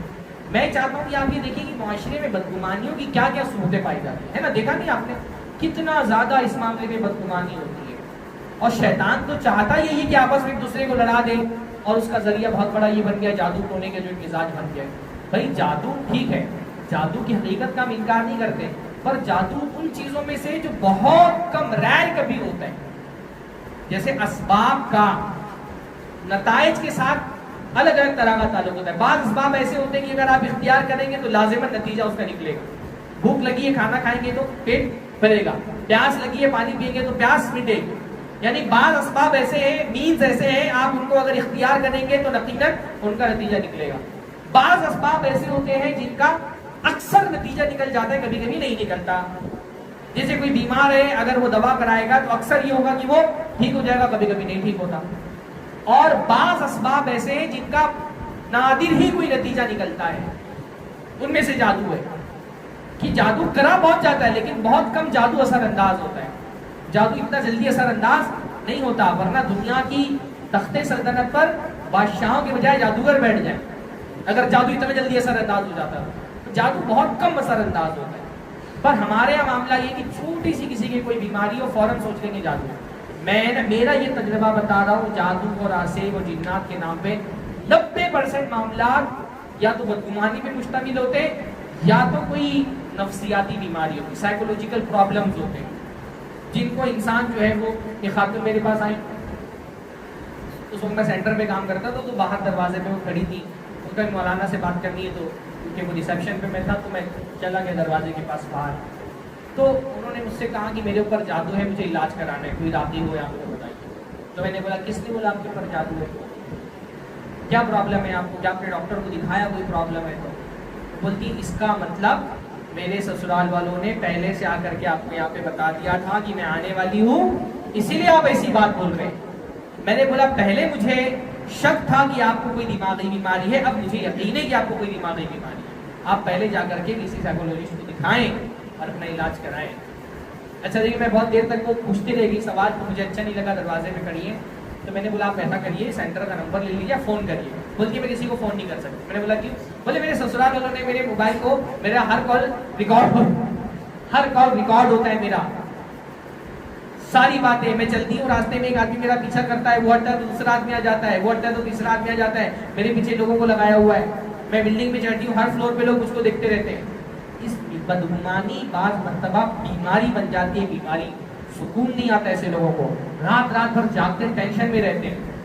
بدگمانی صرف گناہ نہیں ہے، یہ زیادہ بڑھ جائے تو یہ بیماری کی شکل اختیار کر لیتا ہے. ایسے ہوتے ہیں نا کانفیڈنسی تھیوری والے، ہر چیز میں آپ کانفیڈنسی نکال لیتے ہیں، ہر چیز میں نکال لیتے ہیں کہ فلاں کی سازش سے ہی ہوا ہے. ہر چیز میں ان کی سازشی تھیوری ہوتی ہے. ہاں، دنیا اتنی زیادہ پیچیدہ نہیں ہے جتنا یہ لوگ سمجھ لیتے ہیں.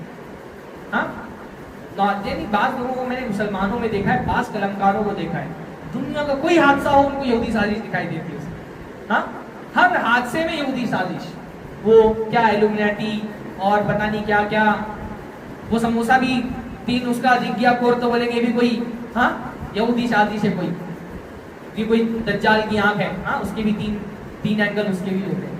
ہر چیز میں سازش. اتنا اللہ تعالیٰ کی طاقت پہ نہیں یقین ہے جتنا یہودیوں کی سازش پہ یقین. اتنا چیزیں دیکھ کر کے وہ اللہ تعالیٰ کو نہیں یاد کرتے کہ اس میں اللہ کی قدرت ہے، جتنا چیزوں میں یہودیوں کی سازش ہم تلاش کر رہے ہیں. بلکہ یہ یہودی سازش، یہودیوں نے اپنا خوف ہمارے دلوں میں اتنا بٹھا دیا کہ ہم کو ہر چیز میں یہودیوں کی سازش دکھائی دی. اللہ زیادہ یہودیوں سے ڈرنے لگے ہیں. تو یہ بھی بعض مرتبہ ہوتا ہے نا کہ نارمل چیزوں میں بدگمانی، یعنی اچھی چیزوں کے اندر کوئی نہ کوئی چیز تلاش کر لینا. اس کے اندر کوئی مثلا ایک بندے کو ایک صاحب مجھ سے شکایت کر رہے تھے کہ فلاں بندہ فجر کی سنت نہیں پڑھتا ہے، فرض کے ٹائم پہ آتا ہے، فرض پڑھ کے چلا جاتا ہے. میں نے بولا کیا آپ یہ جانتے ہیں کہ وہ گھر پہ فجر کی سنت پڑھ کے نہیں آتے؟ ہاں، کیا آپ ان کے گھر پہ جا کے دیکھا ہے کہ وہ فجر کی سنت پڑھ کے نہیں آتے؟ اب وہ تو اصل نیکی کا کام ہی کیا ہے، سنتیں گھر میں پڑھے، وہ تو زیادہ ثواب کا کام کر رہے ہیں. اللہ کے نبی نے فرمایا کہ تم جو ہے اپنے گھروں کو قبرستان مت بناؤ اور سنتیں جو ہے وہ گھر میں پڑھا کرو. صحابہ کرام سنتیں گھر میں پڑھتے تھے، سوائے ان سنتوں کی جن میں بہت کم وقفہ ہوتا ہے، جیسے مسجد میں آ کر کے تحیۃ المسجد پڑھ لیتے ہیں. مغرب سے پہلے کی سنت کیونکہ اس میں زیادہ وقت نہیں ہوتا ہے تو مغرب کی سنت آ کر کے مغرب سے پہلے مسجد میں پڑھتے تھے. صحابی کہتے ہیں ایسا لگتا تھا کہ فرض نماز پڑھیے اتنا لوگ سنت پڑھ رہے ہوتے. نارملی سنت پڑھنے کی جگہ گھر میں. ہاں ٹھیک ہے، آدمی کو اگر یہ لگتا ہے میں گھر جاؤں گا تو نہیں پڑھ پاؤں گا تو پڑھ لے تو الگ بات ہے، لیکن ہم کیا ہے بدگمانی، ارے وہ تو سنت ہی نہیں پڑھتے کبھی. میں نے بولا کہ آپ نے گھر پہ جا کے دیکھا کہ وہ جو ہے گھر پہ سنت نہیں پڑھتے؟ ہو سکتا ہے گھر پہ سنت پڑھ کے آتے ہیں. مسجد میں اذان میں ایک بندہ نکل گیا باہر، آپ سوچ گئے نماز نہیں پڑھ رہا ہے، ہو سکتا ہے کسی اور مسجد میں جا کر کے پڑھ لیں. ہاں، فلاں آدمی تراویح نہیں پڑھتا ہے، ہو سکتا ہے رات کے آخری حصے میں آپ سے لمبی نماز پڑھتا ہوں. بعض سلف تو یہ کہتے ہیں نا کہ جو آخری وقت کی نماز ہوتی ہے، حضرت عمر جیسے کہا نہیں پڑھتے تھے ساتھ میں تراویح، انہوں نے خود تراویح قائم کرائی، لیکن کیا کرتے تھے رات کے آخری حصے میں پڑھتے تھے. تو بعض مرتبہ انسان نیکی کو چھپا رہا ہوتا ہے، کوئی نیکی کا کام کر رہا ہوتا ہے، ہم اس کو غلط ایکسپلین کرتے ہیں. تو یہ تو ہو گئی بدگمانی کی ڈیفینیشن کہ بدگمانی کہتے کس کو ہے. بدگمانی کے نقصانات کیا ہیں؟ سب سے پہلی چیز تو بدگمانی گناہ ہے. بعض مرتبہ بدگمانی گناہ بن جاتی ہے. ایک آدمی کو، مسلمان سیدھے سادے آدمی کو آپ نے بلا وجہ دل میں گناہگار سمجھا ہوا ہے، اس کے بارے میں آپ بدظن ہیں، بدگمان ہیں، تو یہ بدگمانی گناہ کے درجے میں پہنچ جاتی ہے. یہ بہت بڑی چیز ہے نا. دیکھیے شریعت نے ہم کو یہ تاکید کی ہے. مثلاً آپ دیکھیے، اگر کسی آدمی نے، مسلمان ہے، آپ کو لا کر کے گوشت دیا کہ میں بکرا لے کے آیا تھا، کاٹا ہے، اس کا گوشت ہے، کیا آپ نے اس کو کاٹتے ہوئے دیکھا ہے؟ اپنی آنکھوں سے نہیں دیکھا. اس نے بسم اللہ پڑھا کہ نہیں پڑھا آپ نے نہیں سنا. آپ گوشت کھا سکتے کہ نہیں؟ آپ کے لیے حلال ہے کہ نہیں؟ ہاں، آپ کے لیے حلال ہے. کیوں؟ کیونکہ وہ مسلمان ہے. اور مسلمان کے بارے میں اصل کیا ہے؟ کس نے پڑھا ہوگا مسلمان ہے. تو میں کون ہوتا ہوں بدگمانی کرنا؟ بعض لوگ کسی کے ہاتھ کا گوشت ہی نہیں کھاتے کہ پتہ نہیں بسم اللہ پڑھا کہ نہیں پڑھا ہے. ہر مسلمان کے بارے میں بائی ڈیفالٹ یہ عقیدہ رکھنا ہے کس نے پڑھا ہوگا مسلمان. اب ہر مسلمان کے بارے میں آپ نے بدگمانی کر لی تو بعض مرتبہ بدگمانی جینوین ہوتی ہے کہ بھائی یہ ایک چور آدمی ہے، اس نے 4 مرتبہ چوری پکڑی گئی ہے، تو اب اس سے اچھا گمان تو آپ رکھ بھی نہیں سکتے. نہ شریعت نہ عقل کوئی نہیں کہتی کہ ایسے آدمی سے اچھا گمان رکھے، ہے نا. چور پکڑا گیا 4 مرتبہ چوری کرتے ہوئے، کوئی کمپنی آئی وہ لوگوں کا پیسہ لوٹ کر کے چلی گئی، ابھی پرانے انویسٹرز کا پیسہ لوٹایا نہیں، پھر نیا کاروبار شروع کر دیا ہے، تب کیا شریعت بولے گی کہ وہ کیونکہ بہت نیک لوگ ہیں، داڑھی والے، تو ان کے پر پھر انویسٹ کرو، مسلمان اچھا گمان کرو، ہے نا. ایک کمپنی اگر ایک بار فراڈ کی بھی ہے، پیسہ نہیں لوٹایا لوگوں کا، دوسری مرتبہ شریعت ہی نہیں بولتی ان سے بھی اچھا گمان کرو، ہے نا. ایک آدمی اگر ایک بار فراڈ کر چکا ہے تو شریعت اب یہ نہیں بولے کہ ہر بار اس سے اچھا گمان کرو. اس کے بارے میں تو آپ کا ظاہر سی بات ہے، اس کے بارے میں عقل شریعت ہر کوئی کہتی ہے کہ اس سے اچھا گمان نہیں ہو سکتا. لیکن جہاں کوئی آپ کے پاس جینوین ریزن نہیں، وہاں کیا کرنا ہے آپ کو؟ وہاں آپ کو پھر اچھا ہی گمان کرنا ہے. ٹھیک ہے. ہاں ٹھیک ہے، جو حساس معاملات ہیں اس میں آپ کو تفتیش بھی کرنی پڑے گی. آپ اپنی کسی بچی کا نکاح کرانا چاہ رہے کسی لڑکے سے، تو اب محض اچھے گمان کی بنیاد پر تو آپ فیصلہ نہیں کریں گے، تو آپ کچھ تفتیش بھی کریں گے، زمانے کے حالات کے اعتبار سے دیکھیں گے بھی، ہے نا. لیکن نارملی مسلمان کے بارے میں کیا کرنا ہے؟ اچھا گمان رکھنا ہے. اور بلا وجہ کی بدگمانی کیا ہوتی ہے؟ گناہ. دوسرا یہ کہ بدگمانی خود گناہ ہے اور گناہوں تک لے جانے والا ہے. بہت سارے گناہ بدگمانی کے پیٹ سے پیدا ہوتے ہیں. جیسے میں نے بتایا نا، ایک سیکوینس ہے. اللہ نے فرمایا بدگمانی مت کرو، اور عیب مت تلاش کرو، اور غیبت مت کرو. یہ کرونولوجی ہے ایک طرح کی. بدگمانی ہوتی ہے تو کیا ہوتا ہے؟ ایک آدمی کے بارے میں بدگمان ہو گیا، اب میں سوچتا ہوں یہ برا ہے لیکن میرے پاس کوئی ثبوت نہیں. اب میں کیا کرتا ہوں؟ تلاش کرنا شروع کرتا ہوں، ثبوت ڈھونڈتا ہوں. جیسے حضرت عمر والا واقعہ میں نے بتایا نا، میں نے یہ سوچا کہ یہ بدگمان ہے، اب میں تلاش کروں گا اس کا کوئی مجھ کو ڈھیلی چیز ملے مجھ کو اس کے کیریکٹر میں. تو لوگ بہت تجسس کرتے ہیں نا آج کے دور میں. تجسس آدمی کس کا کرتا ہے؟ جاسوسی کرنا. شریعت میں منع ہے نا ایک آدمی کے عیب تلاش کرنا تاکہ اس کو ذلیل و رسوا کیا جا سکے، شریعت میں منع ہے، پر بہت لوگ کرتے ہیں. تلاش میں رہتے ہیں کہ ان کا واٹس ایپ دکھ جائے، ان کا ای میل ہیک کر لو. ہوتا ہے کہ نہیں ہوتا ہے؟ تجسس، جاسوسی. شریعت میں جاسوسی منع ہے. لوگوں کی جو چیزوں پہ لوگوں کی پرائیویسی والی چیزیں ہیں ان میں دخل اندازی نہیں کرنا چاہیے. ہمارے یہاں پرائیویسی نام کی کوئی چیز ہے نہیں، ہم کسی کو پرائیویسی نہیں دینا چاہتے. ہمارا بس نہیں چلتا ورنہ لوگوں کے بیڈ روم میں ہم کیمرے لگا دیں. خاص طور پہ خواتین محلوں میں بعض عورتیں ایسی ہوتی ہیں نا کہ این ڈی ٹی وی کا اتنے سورسز نہیں ہوں گے جتنے ان کے ہوتے ہیں. آپ بس گوگل ہے، گوگل آپ نام ڈالو محلے کی کسی عورت کا، وہ جو پورا ڈیٹا آپ کے سامنے لا کے رکھ دیں گے. ہر گھر کی خبر، فلانے کی بیٹی کا کیا معاملہ ہے، فلانے کے بیٹے کا کیا معاملہ ہے، ان کا اپنا کیا معاملہ ہے، ان کے باپ دادا کی بھی رپورٹ آپ کو مل جائے گی. ان کے دادا ایسے تھے، ان کے پردادا ایسے تھے. ہر گھر، آپ تو محلے میں رہتے ہیں نا، آپ لوگوں کا زیادہ ایسے معاملہ. بھائی جو ایک باہر سے دور سے آئے ہوئے بسے ہوئے، جہاں پڑوسی کو بھی پڑوسی کی خبر نہیں ہوتی ہے، وہاں پہ ان ساری چیزیں نہیں ہوتی ہیں، تو پڑوسی کے بھی بارے میں نہیں پتا ہوتا ہے کہ وہ زندہ ہے کہ مردہ ہے. لیکن جب ہم ایک علاقے میں ایک محلے میں زیادہ دنوں تک رہتے ہیں نا، تو بعض مردوں کی بھی کم پنچایتیں نہیں ہوتی ہیں، پر عورتیں بہت زیادہ پنچایتیں، اور بعض عورتیں حد سے زیادہ پنچایتی ہوتی ہیں. ان کا شوق ہی ہوتا ہے اس گھر میں جاؤ، اس گھر میں جاؤ، اس گھر میں جاؤ. بعض عورتیں غیر جو معمول کے وقت ہوتے ہیں نا، ان میں اپنے گھر میں نہیں ملتی، کبھی کسی نہ کسی دوسرے کے گھر میں ہوتی ہے. ان کی ایکٹ ہوئی، ان کی ایکٹ ہوئی، کیوں کرنا ہے بھائی؟ اللہ کے رسول نے اللہ کے رسول صلی اللہ علیہ وسلم نے فرمایا، سنن نبی داؤد کی روایت ہے، لا تتبعوا عورات المسلمین، مسلمانوں کی جو پوشیدہ چیزیں ہیں ان کے تو میں مت پڑو. یہ گھر میں کیا کر رہا ہے، تم کو کیا لینا دینا اس سے؟ گھر کے اندر وہ کیا کرتا ہے، اس کی بیوی سے اس کا کیسا تعلق ہے، اس کی بیٹی بیٹوں سے اس کا کیسا تعلق ہے، تم کو اس سے کیا لینا دینا؟ تو میں مت پڑو لوگوں کے. اور جو مسلمانوں کے ٹو میں پڑتا ہے ان کو ذلیل کرنے کے لیے اللہ تعالیٰ پھر اس کو رسوا کر کے رہتا ہے، اس کو بدنام کر کے رہتا ہے، اس کو ذلیل کر کے رہتا ہے، جب سے وہ اپنے گھر کے اندر ہی کیوں نہ بیٹھا ہو، اللہ بازار میں لا کے اس کو ذلیل کر دیتا ہے. اور بعض حضرات کی، بعض خواتین کی بڑی بری عادت ہوتی ہے عیب تلاش کا. عیب کیوں تلاش کرتے ہیں؟ کیونکہ ذہن میں ہمارے پہلے سے ہی برا ہے. اب بس ہم کو دیکھنا ہے کون کتنے بجے گھر سے آتا ہے، کون کتنے بجے نکلتا ہے، کتنے بجے گیا تھا، کتنے بجے واپس آیا تھا. پرائیویسی نام کی کوئی چیز ہوتی ہے دنیا کے اندر، ہم اس کو نہیں دیتے. شریعت تو یہ کہتی ہے کہ اگر کسی کا عیب پتہ بھی چل جائے تو چھپا لو نا.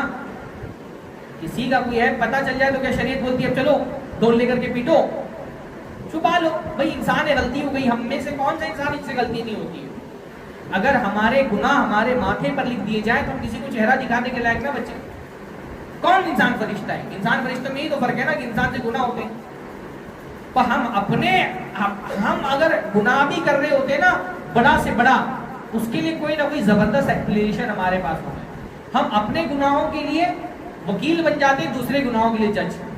دوسرا گناہ کر رہا ہے فوراً جج کرتے ہیں. اپنے گناہ یعنی سود کھانے والا بھی، سود اتنا بڑا گناہ ہے پر اس سے بولو تو وہ 10 طرح کے ایکسکیوزز بیان کر دے گا. سود کھانے، زنا کرنے والا، ایک بندی، ایک آدمی، اس کی بیٹی شادی شدہ کسی دوسرے مرد کے ساتھ بدکاری میں پکڑی گئی. کیس آیا مولانا کے پاس تو باپ کیا بول رہے ہیں، اس کو شوہر ٹائم نہیں دیتا تو کرے گی نا. زنا کے لیے بھی ایکسپلینیشن. زنا کرنے والوں یعنی ہمارا کوئی محبوب چاہتا کرے، ہم کریں تو ہماری گناہیاں بھی اچھائی بن جائے. تو یہ پرائیویسی نام کی چیز ہمارے معاشرے میں نہیں ہے. شریعت میں تو پرائیویسی یہ کہ کسی کا عیب مل بھی گیا، تم نے آنکھوں سے دیکھ لیا کسی کو زنا کرتے ہوئے، کسی کو شراب پیتے ہوئے. اللہ کے نبی نے فرمایا کہ مسلمانوں کے عیب کے پردہ پوشی کرو. من ستر مسلما سترہ اللہ یوم القیامہ. جو مسلمانوں کے عیب چھپا کر کے رکھے گا اللہ تعالیٰ اس کے بھی عیب چھپائے گا، اس کے عیب کی پردہ پوشی کرے گا. ہم میں ہر آدمی محتاج ہے کہ اس کے عیب کو چھپایا جائے. ہر آدمی سے گناہ ہوتا ہے، کوئی انسان پاکیزہ فرشتہ نہیں ہوتا ہے. یہ اللہ کا فضل ہے کہ اللہ تعالیٰ نے عیبوں پہ پردہ ڈال کر کے رکھا. ہمارے یہاں شوق، بدگمانی کی جڑ میں اصل میں کیا ہوتا ہے کہ میں اچھا نہیں کر سکا تو سامنے والے کو اچھا نہ کرنے دوں. جیسے زانی عورت کے بارے میں آتا ہے، وہ چاہتی دنیا میں کوئی عورت پاک باز نہ رہے، ہر عورت بدکار بن جائے تاکہ اس پر کوئی انگلی نہ اٹھائے. تو آدمی خود کچھ نہیں کر پاتا تو سوچتا ہے دوسرا اچھا کیوں بنا ہوا ہے، اس کا بھی کوئی عیب مل جائے. میں نے داڑھی نہیں رکھی، فلانے نے رکھی ہے، لوگ اس کی تعریف کرتے ہیں تو میں سوچتا ہوں وہ داڑھی والے کو کوئی عیب مل جائے، پھر میں اس کو بتاتا ہوں. ہاں، ڈھونڈ رہے، تلاش کر رہے. ہمارے یہاں پرائیویسی نام کی، میں اس چیز میں ویسٹرن کلچر میں کم سے کم پرائیویسی نام کی کوئی چیز ہوتی ہے. عربوں کے یہاں بہت زیادہ ہے. عربوں کے مزاج میں آپ دیکھیں گے نا، ایک بات، میرے دو بعض دوست ہیں وہ کئی سالوں تک اپنی زندگی گزاری ہے. اگر آپ کسی سے بولیں گے ذرا سا کام ہے میں آتا ہوں، سامنے والا یہ نہیں پوچھے گا کون سا کام، یہ بھی نہیں پوچھیں گے. آپ کا گہرا دوستی کیوں نہ ہو، آپ سے ہی نہیں پوچھے گا یہ کون سا کام ہے. آپ کا کام ہے آپ جاؤ، آپ بول کے یعنی میں تھوڑا سا کام جب نپٹا کے آتا ہوں، سامنے والا نہیں پوچھے. ہمارے یہاں گھس جائیں گے لوگ اندر جا کے، واللہ بس نہیں چلتا. اجنبی لوگ، میں ٹرین میں بات کرتا ہوا دیکھتا ہوں، رکشے میں دیکھتا ہوں، کسی کام سے واٹس ایپ کھولا بازو والے سے، اس کا مجھ سے کوئی تعلق نہیں. ہاں، وہ ایسا گھور کر کے دیکھ رہا ہے کہ میرے موبائل میں کس کو لکھا. کیوں بھائی، لوگوں کو پرائیویسی دو، ہے نا. شریعت نے تو یہ کہا کہ کوئی کسی کی اگر گھر پہ جھانک رہا ہو اور آنکھ بھی پھوڑ دے تو وہ تاوان نہیں ادا کرے گا اس کو. تو ہمارے یہاں گھروں میں جھانکنا دور، لوگ آ کر کے بیٹھ جائیں کو موقع ملے، ہے نا، بیٹھ جائیں گے گھر میں آ کے اگر موقع ملے. خاص طور پہ خواتین، اس لیے میں بول رہا ہوں کہ عورتیں سن رہی ہیں نا، خاص طور پہ خواتین، چھوڑ دو لوگوں کو ان کی حالت پہ، کیوں پیچھے پڑنا ہے کسی کے. تو تجسس، جاسوسی کرنا لوگوں کی. اللہ نے کیا فرمایا، بدگمانی مت کرو، تجسس مت کرو. تجسس کہاں سے پیدا ہوتا ہے؟ بدگمانی سے. اچھا، جب آپ پیچھے پڑ جاتے ہیں تو پھر کوئی نہ کوئی ایپ مل بھی جائے گا. کوئی ڈھونڈ رہے ہیں فیس بک، واٹس ایپ، کہاں جا رہا ہے، کہاں آ رہا ہے، پیچھا کر رہے ہیں، تو کہیں نہ کہیں کوئی نہ کوئی کمزور کڑی مل جائے گی. پھر اس کے بعد کیا شروع ہوتی ہے؟ غیبت. اب مل گیا، اب بیان کرو ہر جگہ. فرمایا ولا یغتب بعضکم بعضا، اگر کسی کا کوئی عیب مل بھی گیا، دیکھ بھی لیا، اس کو بیان مت کرو دوسروں سے. کیا تم میں سے کوئی پسند کرتا ہے کہ اپنے بھائی کا مردار کھائے، میت کھائے؟ تم پسند کرو. اچھا یہ تو غیبت. بعض مرتبہ یہ ہوتا ہے نا کہ بدگمانی کر رہے ہیں، جاسوسی کر رہے ہیں، کچھ نہیں ملا تو ویسے ہی تہمت لگا دی. تہمت بھی کہاں سے پیدا ہوتی ہے؟ بدگمانی سے ہی نا. بھائی ایک بارے میں بدگمان ہو گئے، اب کچھ ملا نہیں، بغیر ملے ہی اس کے بارے میں کوئی الزام لگا دیا. حضرت عائشہ پر تہمت لگا دی منافقین نے، کچھ نہیں ہوا تھا. کیا تھا؟ بیچاری وہ چھوٹ گئی، پیچھے قافلہ آگے نکل گیا. پیچھے سے ایک صحابی آ رہے تھے، انہوں نے دیکھا کہ اللہ کے نبی کی بیوی ہیں، اٹھنی بٹھا دی، لا کر کے قافلے تک چھوڑ دی. اب منافقین تو موقع کی تلاش میں تھے، تہمتیں لگانا شروع کر دی. حضرت عمر تک جب بات پہنچی ان کی بیویوں کے ذریعے سے تو انہوں نے اپنی بیویوں سے کہا تم ایسا کر سکتی ہو؟ کہا بالکل نہیں. دوسری سی بیوی کا تم ایسا کر سکتی ہو؟ کہا بالکل نہیں. کہا جب تم نہیں کر سکتی تو اللہ کے نبی کی بیوی تم سے زیادہ پاک ہے. ہاں کچھ نہیں ملا تو جھوٹا الزام لگا دو. سر بھائی تہمت بھی کہاں؟ تہمت کس پہ لگتی ہے؟ جس کے بارے میں ہم بدگمان ہیں، کچھ مل نہیں رہا تو جھوٹی بات اس کے بارے میں. تہمت بدگمانی سے پیدا. بعض مرتبہ بدگمانی قتل تک لے کے چلی جاتی ہے. کسی کے بارے میں بدگمان ہوئے، بدگمانی میں قتل کر دیا، حقیقت کچھ اور تھی.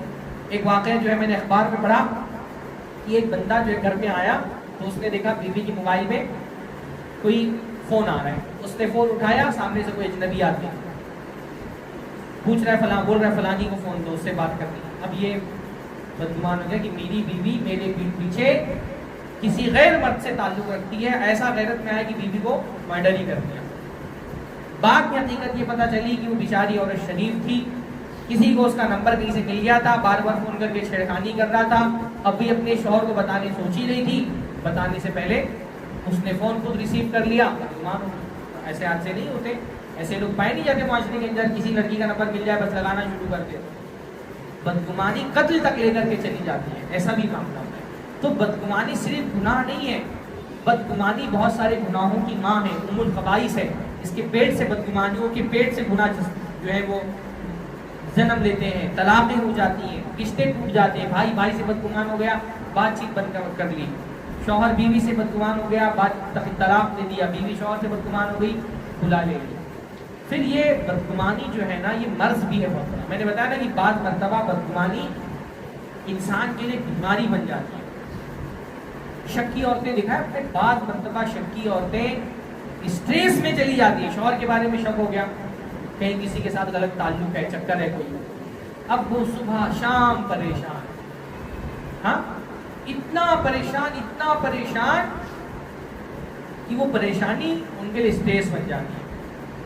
شوہر باہر سے آ رہا ہے، آدھا گھنٹہ لیٹ. کہاں تھے؟ کہاں پہ گئے ہوئے تھے؟ کہیں بیچارہ ٹرپ پہ گیا ہوا ہے، کہیں کچھ چکر اکر تو نہیں ہے، کہیں شادی تو نہیں کر لی. ہاں اتنا دوسری بنی بات شوہر بھی اتنا ڈرا کے رکھتے بیوی کو دوسری شادی کے نام پر کہ وہ بیچارے 2 دن کے لیے بھی کہیں جائے تو بیوی فوراً سوچتی کہ نہیں شادی کر کے چلے تو نہیں گیا ہنی مون پہ. ہاں اس لیے میں بولتا ہوں نا کہ بعض عورتیں اتنا ٹینشن میں رہتی ہیں کہ شوہر دوسری کر لے، کم سے کم اس بیچاری کو ٹینشن سے نجات کے لیے یقین آ جائے کہ چلو کر لیا اس نے. ہاں ٹینشن زیادہ بڑی مشکل چیز بن جاتی ہے 100 کن سے. کر لے گا تو شاید اس کو سکون آ جائے. تو وہ شک میں پڑی ہوئی ہیں، ایک چیز کھنگال رہی ہیں، جیب تلاش کر رہی ہیں، موبائل تلاش کر رہی ہیں، گھس کر کے دیکھ رہی ہیں کس کا میسج آیا ہے، کون سے نام سے کیا سیو ہے. یہ بھی ہمارے یہاں پرائیویسی میں بہت بڑی خلل ہے. بعض شوہر جو ہے نا وہ اپنا موبائل بالکل بیویوں کو دے کے رکھتے ہیں. بھائی دیکھو ٹھیک ہے میاں بیوی کے درمیان جتنی انڈرسٹینڈنگ وہ اچھی بات ہے، آپ اپنا کچھ بھی نہیں چھپانا چاہتے بیوی سے مت چھپائیے، پر میرا کسی فرد کے ساتھ کیا تعلق ہے یہ اس کی بیوی کو جاننے کا حق نہیں ہے نا. جیسے بھائی ہر آدمی کی الگ الگ حیثیت ہوتی ہے نا. ایک حیثیت میری عالم دین کی، میں اس حیثیت سے مطلب طالب علم کی، میں اس حیثیت سے آپ کے سامنے ہوں. پر میری ایک حیثیت یہ کہ میرے دوست ہیں جن کے سامنے بے تکلف ہوں، ہنسی مذاق ہوتا ہے. اب میں نہیں چاہتا نا کہ میری یہ والی جو ایک شبیہ ہے، جو ایک میرا یہ چہرہ ہے، اس کی بیوی کو نہیں پتا چلے. ابھی آپ کی بیوی کو آپ کے بارے میں جاننے کا حق ہے، میرے بارے میں جاننے کا حق نہیں ہے. وہ واٹس ایپ کھول رہی ہے، اب ہم دوست لوگ آپس میں کیسا چیٹ کرتے ہیں، کیا ہنسی مذاق کرتے ہیں، ان کی بیویاں کیوں جانے وہ؟ یہ بھی تو پرائیویسی ہے نا. بھائی دوستوں کو بھی ایک پرائیویسی کا حق دینا چاہیے. تمہارے شوہر کی دوست ہے اس کا مطلب نہیں کہ تم ان کی ہر چیز جانو. میں اپنا اصول بتاتا ہوں. میرے گھر میں میرا موبائل، میرا واٹس ایپ میرے بچوں اور بیوی کے لیے منع ہے. میں نے یہ اپنی بیوی کو سمجھایا کہ دیکھو میرے بارے میں تم کو جاننے کا حق ہے. میرے پاس 10 طرح کے لوگ سوالات کرتے ہیں. لوگ سوال کرنے والوں کی بھی پرائیویسی ہوتی ہے. سینسیٹیو معاملات ہوتے ہیں، کسی کا بیوی کا شوہر سے جھگڑا، شوہر کا بیوی سے جھگڑا، الگ الگ معاملات، بعض لوگ اعتراف کرتے ہوتے ہیں میں نے بدکاری ہوئی، موبائل بھی لکھ دیتے ہیں. ان کے بارے میں میری بیوی کو جاننے کا حق نہیں ہے، وہ کیوں میرے موبائل کو چیک کرے؟ ایک دم یہ بیویوں کو شوہر کو موبائل چیک کرنا ان کو حق نہیں ہے. ٹھیک ہے کوئی شوہر دکھا رہا ہے اپنا موبائل دکھائے، لیکن شوہر کو بھی سوچنا چاہیے کہ اگر اس کے دوست ہیں، دوست کوئی راز کی بات بتا رہے ہیں، بات چل رہی ہے، تو ان کی بیویوں کو جاننے کا حق نہیں کہ ان کی بیویاں کو جانیں.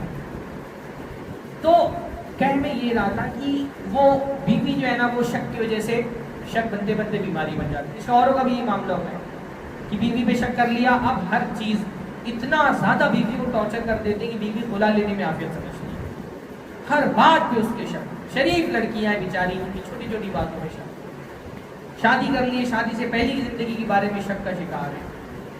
تو یہ شک بعض مرتبہ بیماری بن جاتا ہے، آدمی اسٹریس میں چلا جاتا ہے، ٹینشن میں لے لیتا ہے. کہیں اس کے آفس میں جو ہے وہ انکریمنٹ نہیں ہو رہا ہے، اس کو کوئی پروموشن نہیں مل رہا ہے، اب وہ پورے اپنے کولیگس ہیں ان کے بارے میں شک کا شکار ہے کہ میرے پیٹھ پیچھے یہی لوگ میرے خلاف سازش کرتے ہیں. تو یہ بیماری بھی بن جاتا ہے بات. اچھا جب کوئی آدمی بہت زیادہ بدگمان ہو جاتا ہے نا تو پھر دوسرے بھی اس کے ساتھ وفاداری نہیں کرتے. یہ بھی تجربہ ہے میرا. ہاں یعنی آپ ہر آدمی پہ شک کریں. ایک باس ہے اور اپنے ہر امپلائی پہ شک کرتا ہے، سب کو چور سمجھ رہا ہے، بار بار تفتیش کرتا ہے. اب امپلائی سوچتا ہے کہ یہ تو ویسے بھی ہم کو چور سمجھتا ہے، اب چوری کر کے. جب ویسے ہی بدنام ہوتا ہے تو چوری کر کے بدنام ہو تو پھر وہ ایک وفاداری بھی نہیں کرتا. وہ بالکل تنہا ہو جاتا ہے. شک کرنے والا آدمی نا بالکل تنہا ہو جاتا ہے. ہمیشہ وہ ہر آدمی کو سسپیکٹ ہی اسی میں رکھتا ہے. اب وہ اس کا ساتھ ہی نہیں دیتا، لوگ اس کا ساتھ چھوڑتے ہیں. ہم کسی پہ اعتبار کرتے ہیں نا تو ہمارا اعتبار، میں نے بتایا ہمارے اعتبار سے سکون ملتا ہے. ہم تھوڑا سا ٹینشن فری رہتے ہیں کیونکہ بہت سارے لوگوں پہ ہم بھروسہ کرتے ہیں. جب ہم کسی پہ بھروسہ نہیں کرتے تو ہم بہت خود کو تنہا محسوس کرتے ہیں.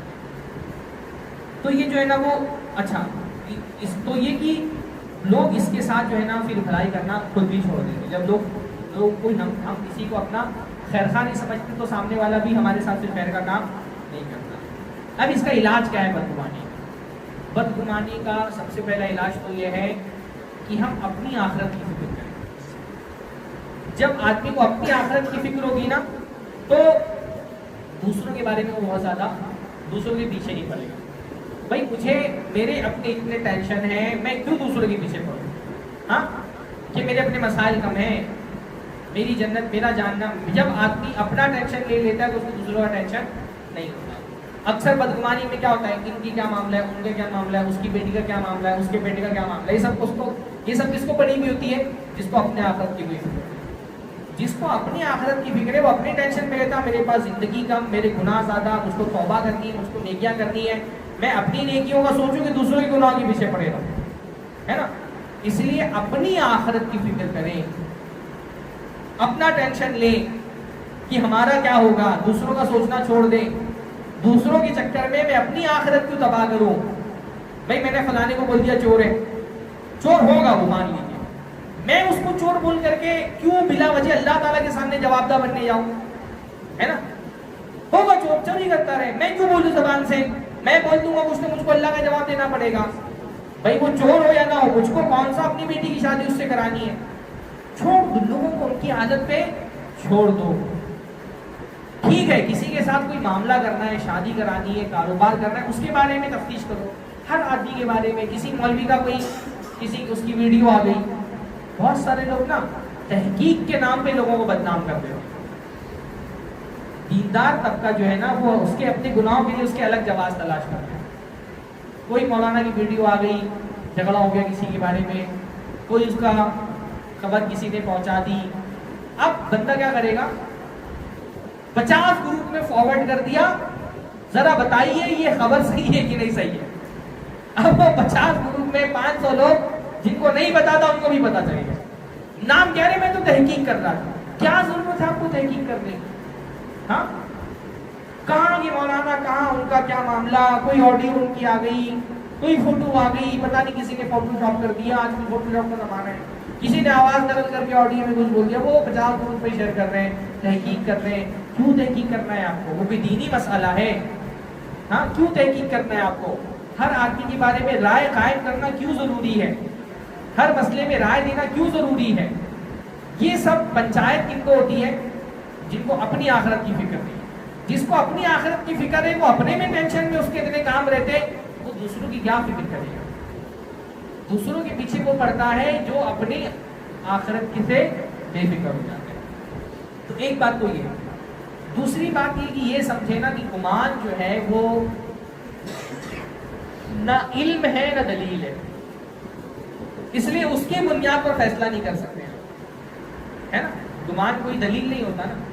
ہم لوگ کون ہیں؟ دلیل کی اتباع کرنے والے اہل حدیث، ہے نا. ہم کو ہر چیز میں کیا چاہیے؟ دلیل چاہیے. آپ کسی مسلمان بھائی کے بارے میں اگر کوئی بات بول رہے ہیں بغیر دلیل نہیں بول سکتے. یقین پختہ ثبوت ہونے چاہیے آپ کے پاس، یقینی ثبوت. ہم کتنے آسانی سے کسی کو بدکار بول دیتے ہیں. شریعت کسی پر زنا کی تہمت لگانے کے لیے کتنے گواہ مانگتے ہیں؟ 4 گواہ. سب سے سخت ترین شرطیں 4 گواہ. 4 گواہ اگر یہ بولے کہ میں نے فلاں عورت اور مرد کو ایک بستر میں لپٹا ہوا دیکھا ہے، مان جائے گی گواہی؟ نہیں، کوڑے لگیں گے ان کے اوپر. باقاعدہ انٹرکورس جس کو کہتے ہیں، جسمانی تعلق اپنی آنکھوں سے جب بنتا ہوا دیکھا ہو تب بول. صرف لپٹا بھی ہوا بستر کے اندر دیکھا ہو تو بھی ان کی گواہی نہیں مان جاتی، ہے نا. تو ہم کتنی آسانی سے کسی لڑکی کے کیریکٹر پہ حکم لگا دیتے ہیں، کسی لڑکے کے کیریکٹر پہ حکم لگا دیتے ہیں. گمان علم نہیں ہے، گمان دلیل نہیں ہے. گمان کیا؟ لگنا. ہم لگنا بولتے ہیں. مان لیجیے کہ کہیں محلے میں کوئی قتل ہو گیا، جج پولیس والے آپ کو اٹھا کے لے کے چلے گئے. اب جج کے پاس پیش کیا، جج نے بولا کہ فلاں تاریخ کو جب قتل ہوا تھا تو کیا تم تھے محلے میں؟ تو جج نے بولا اس کا مطلب تم ہی قاتل ہو. آپ بولیں گے نا ثبوت کیا ہے؟ بھائی میں محلے میں تھا اس کا مطلب میں ہی قاتل ہوں، ثبوت کیا ہے؟ جج بولے مجھے لگتا ہے. تو آپ مانیں گے؟ آپ کیوں؟ آپ بولیں گے آپ کا لگنا دلیل نہیں ہے. لگنا کوئی چیز کا دلیل نہیں ہوتا. پر ہم اپنی زندگی میں لگنے کی وجہ سے کتنے فیصلے کر لیتے ہیں. مجھ کو لگتا ہے وہ صبح کو نکلتی ہے شام کو آتی ہے تو وہیں جاتی ہوگی. آپ کا لگنا دلیل نہیں ہے. لگنا کوئی چیز کی دلیل نہیں ہوتا. تو گمان جو ہے نہ وہ علم ہے نہ وہ دلیل ہے. اور مسلمان کو علم کو فالو کرنے کے لیے کہا گیا ہے نا. لا تقف ما لیس لک بہ علم، جس کا تمہارے پاس علم نہ ہو اس کے پیچھے مت پڑو. اسی طرح سے بہت ایک شریعت میں جو سارا جو ایک اخلاقی نظام ہے نا، اس کا ایک بنیادی اصول ایک حدیث میں بیان کیا گیا. وہ اصول اگر ہم اپنی زندگی میں لے کر کے آ جائیں ہمارے سارے اخلاق صحیح ہو جائیں. اللہ کے رسول صلی اللہ علیہ وسلم نے فرمایا احب لاخیک ما تحب لنفسک، اپنے بھائی کے لیے وہ پسند کرو جو اپنے لیے پسند کرتے. ہم اپنے لیے کیا پسند کرتے ہیں؟ ہم چاہتے ہیں کہ ہم کو کوئی گناہ کرتا ہوا بھی دیکھے تو ہمارے بارے میں اچھا گمان کرے کہ شاید وہ اس لیے سے گناہ کرتا ہو، ہے نا. ہمارے گناہ کو بھی ہم چاہتے ہیں کہ لوگ ہماری بھلائی سمجھیں اور دوسروں کی بھلائیوں کو بھی ہم گناہ سمجھیں. ہر مسلمان کے بارے میں اچھا گمان رکھیے. اس لیے جب آپ اچھا گمان ہوگا تو آپ اس کی برائی کے بارے میں بھی اس کو کوئی ایکسکیوز دیں گے کہ شاید اس وجہ سے یہ برائی کر رہا ہوں، شاید اس کو کوئی پرابلم ہو، شاید کوئی ٹینشن ہو، ہے نا. تو یہ ایک جو ہے چیز ہے. اچھا، اس میں ایک معاملہ یہ بھی ہے کہ ہمارا کام جو ہے وہ ظاہر پر حکم لگانا ہے، باطن میں لوگوں کی عیب تلاش کرنا نہیں. حضرت ابن مسعود سے کہا گیا کہ اگر کسی کی داڑھی سے ہم دیکھیں شراب ٹپک رہی ہو تو ہم کیا کریں؟ تو ابن مسعود نے کہا کچھ مت کرو. تمہارا کام تفتیش کرنا نہیں ہے کہ تم جا کر کے معلوم کرو کس نے شراب پی تھی کہ نہیں پی تھی. ہاں ہمارے سامنے کوئی پی لے گا تو ہم پھر اس پر کوڑے لگائیں گے. پر ہمارا کام نہین عن تجسس، ہم کو تجسس سے منع کیا گیا. کسی کے بارے میں اگر قاضی نے سن لیا فلاں آدمی زنا کیا ہے تو کیا قاضی کا کام ہے کہ ڈھونڈ کر کے معلوم کرے؟ نہیں. ہاں جب آدمی شکایت کرے گا آ کر کے، گواہ آگے گواہی دیں گے تو پھر قاضی کا کام ہے اپنی ذمہ داری نبھائے.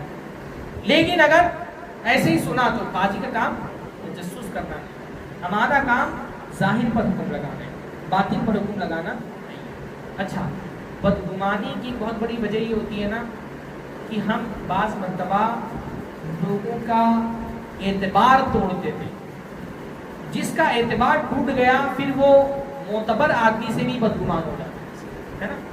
میں نے اگر آپ پہ بھروسہ کیا ہے، میں نے کہا ہر آدمی کے اندر جیسے کیپٹل ہوتا ہے نا، ایک مدل جس کو ہم بولتے ہیں، مال کچھ ہمارے پاس ہوتا ہے، ہم لگاتے کہیں پر مال اگر اس میں پروفٹ ہوتا ہے تو ہمارا انویسٹمنٹ کا اور جو ہے وہ ظرف وسیع ہوتا ہے. تو ایسی اعتبار بھی ایک چیز ہے.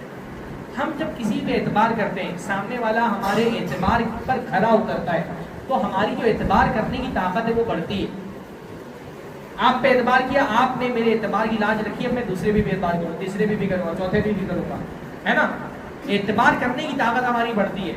لیکن اگر مجھے ایک آدمی نے دھوکہ دیا تو میں دوسرے تیسرے کے بارے میں بھی بدگمان ہو جاؤں، پھر میں دوسرے تیسرے پہ بھی امید نہیں کر سکتا. ایک کمپنی آئی، اس نے بولا بسم اللہ الحمدللہ سبحان اللہ بول کر کے لاؤ انویسٹ کرو، اتنا پروفٹ ملے گا، میں نے لگا دیا. اب ادھر پتا چلا وہ فراڈی لوگ تھے. اب دوسری جینوین بھی کمپنی آئے گی تو میں اعتبار نہیں کر پاؤں. جو اعتبار توڑنے والے ہوتے ہیں نا، وہ بدگمانی سب سے زیادہ پھیلاتے ہیں. اسی لیے کسی نے اگر آپ پہ اعتبار کیا ہے، اس کے اعتبار کی لاج رکھیے. اس نے آپ پہ بھروسہ دنیا کی سب سے قیمتی چیز ہوتی ہے. اسی لیے چیپ لوگ اس کو افورڈ نہیں کر سکتے. ہر کسی پہ بھروسہ نہیں کر پائے گا آدمی اگر اس کے ساتھ کسی نے دھوکہ دیا ہے. دھوکہ کھایا ہوا شخص، ہم کہتے ہیں نا کہ دودھ کا جلا چھاچھ بھی پھونک کر کے پیتا ہے، پھر کیسے وہ بھروسہ کرے گا. اس لیے کوئی آپ پہ اعتبار کرتا ہے نا، اس کے اعتبار کو مت توڑیے. اس نے بہت قیمتی چیز آپ کو دی ہے، اپنا اعتبار، اپنا بھروسہ.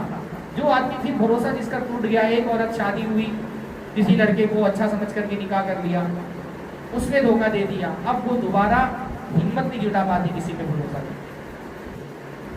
اچھی باتیں کر کے نکاح کر لیا، 2 ہفتے میں طلاق دے دیا.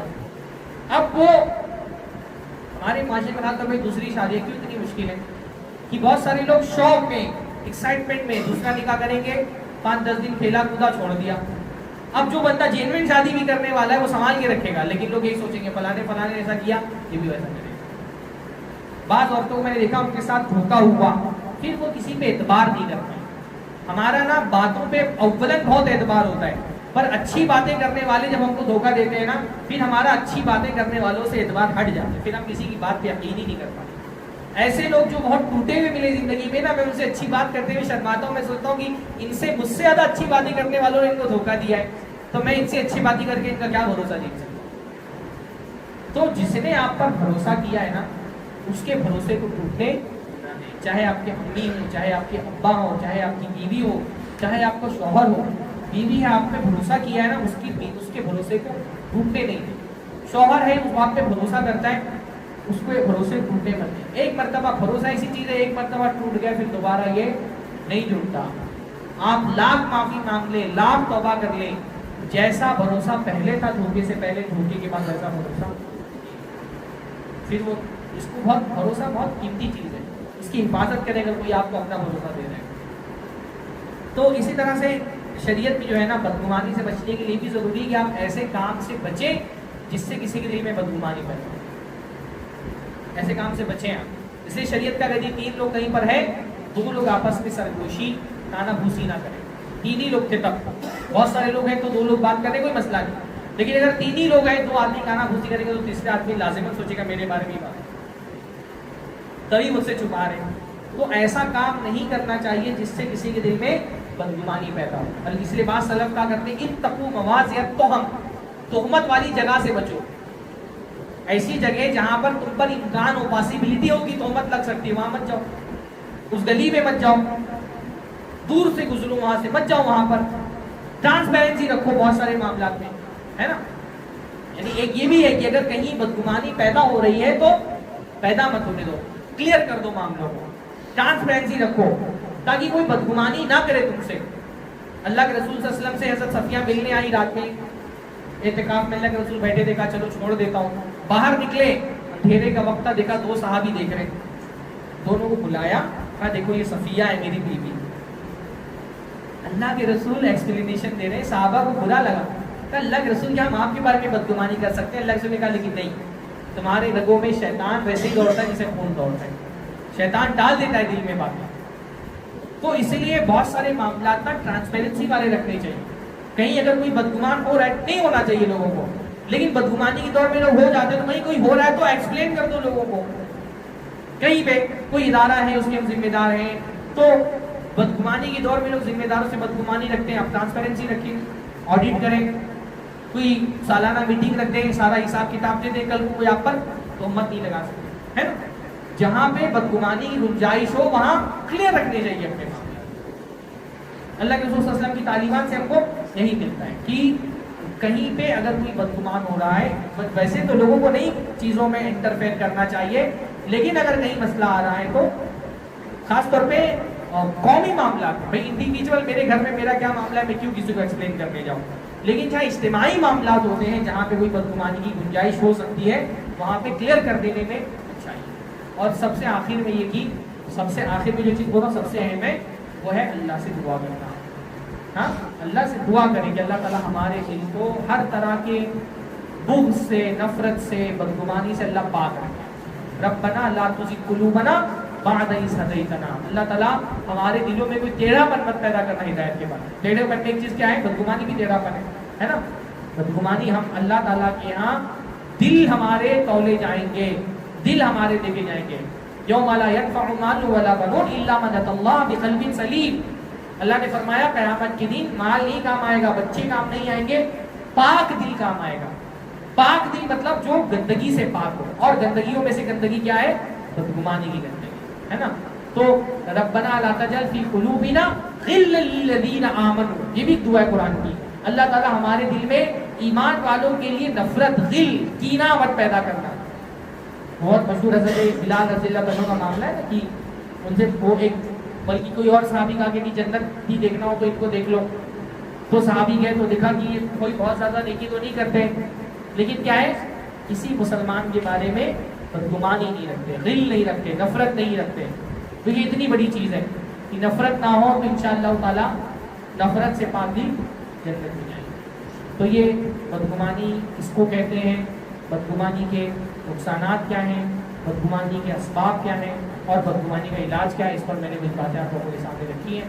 انشاءاللہ تعالی ہم ان باتوں کی روشنی میں اپنے کردار کو سنوارنے کی کوشش کریں گے، خود بھی بدگمانی سے بچیں گے اور لوگوں کو بدگمانی سے روکیں گے۔ بعض مرتبہ آدمی بدگمان ہو رہا ہوتا ہے، اس کو احساس نہیں ہوتا کہ میں گناہ کروں، تو ہمارا کام یہ کہ کوئی ہمارے سامنے کسی کے بارے میں بدگمان ہو رہا ہے، ہم اس کو روکیں، ہم اس کو منع کریں کہ بھائی آپ بدگمانی مت کریں۔ ہاں، آپ کسی کے بارے میں جھوٹی بات، گمان اصل میں جھوٹ ہے، اللہ کے فرمایا یاکم الظن فإن الظن أكذب الحدیث، بدگمانی سے بچو کیونکہ بدگمانی سب سے بڑا جھوٹ ہے۔ جھوٹ ہوتا ہے بدگمان، کیونکہ وہ علم تو ہوتا نہیں تو جھوٹ ہوتا ہے۔ بھئی ہم ضعیف حدیثوں کو کیوں نہیں مانتے؟ کیونکہ ضعیف حدیثیں گمان ہوتی ہیں، ان کا یقین نہیں ہوتا کہ اللہ رسول نے کہا ہے نا۔ ضعیف حدیثوں میں گمان ہوتا ہے، شک ہوتا ہے کہ اللہ رسول نے کہا کہ نہیں کہا، اس لیے ہم ضعیف حدیثوں پہ عمل نہیں کرتے۔ تو ہم اہل حدیثوں کو تو اور زیادہ بدگمانی سے بچیں کہ ہمارے یہاں گمان کا کوئی، ہمارے یہاں دلیل کی بات نہیں جاتی، جب تک آنکھوں سے دیکھ نہ لے، بلکہ آنکھوں سے دیکھی ہوئی چیز بھی اس کے پس منظر کو، سیاق سباق کو، اس کے آگے پیچھے جو کچھ ہے اس کو معلوم نہ کر لیں، آنکھوں سے دیکھی ہوئی چیز بھی غلط ہو سکتی ہے، اس میں بھی کوئی معاملہ ہو سکتا ہے۔ اللہ تعالیٰ ہم سب کو ہر طرح کی بدگمانیوں سے محفوظ رکھے، اللہ سے بھی بدگمانی سے محفوظ رکھے، بندوں سے بھی بدگمانی سے محفوظ رکھے۔ یہ الگ ہی موضوع ہے، اللہ سے بدگمانی، اللہ سے بھی اچھا گمان رکھنا چاہیے۔ کچھ اگر آپ کے ساتھ برا بھی ہو رہا تو آپ سوچیں کہ شاید اللہ نے اس میں آپ کے لیے خیر ہے۔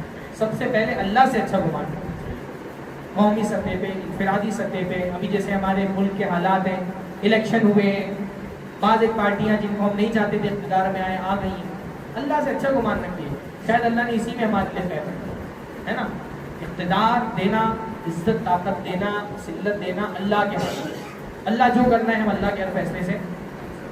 اقول قولی ھذا واستغفر اللہ لی ولکم ولسائر المسلمین واستغفروہ انہ غفور رحیم۔ وآخر دعوانا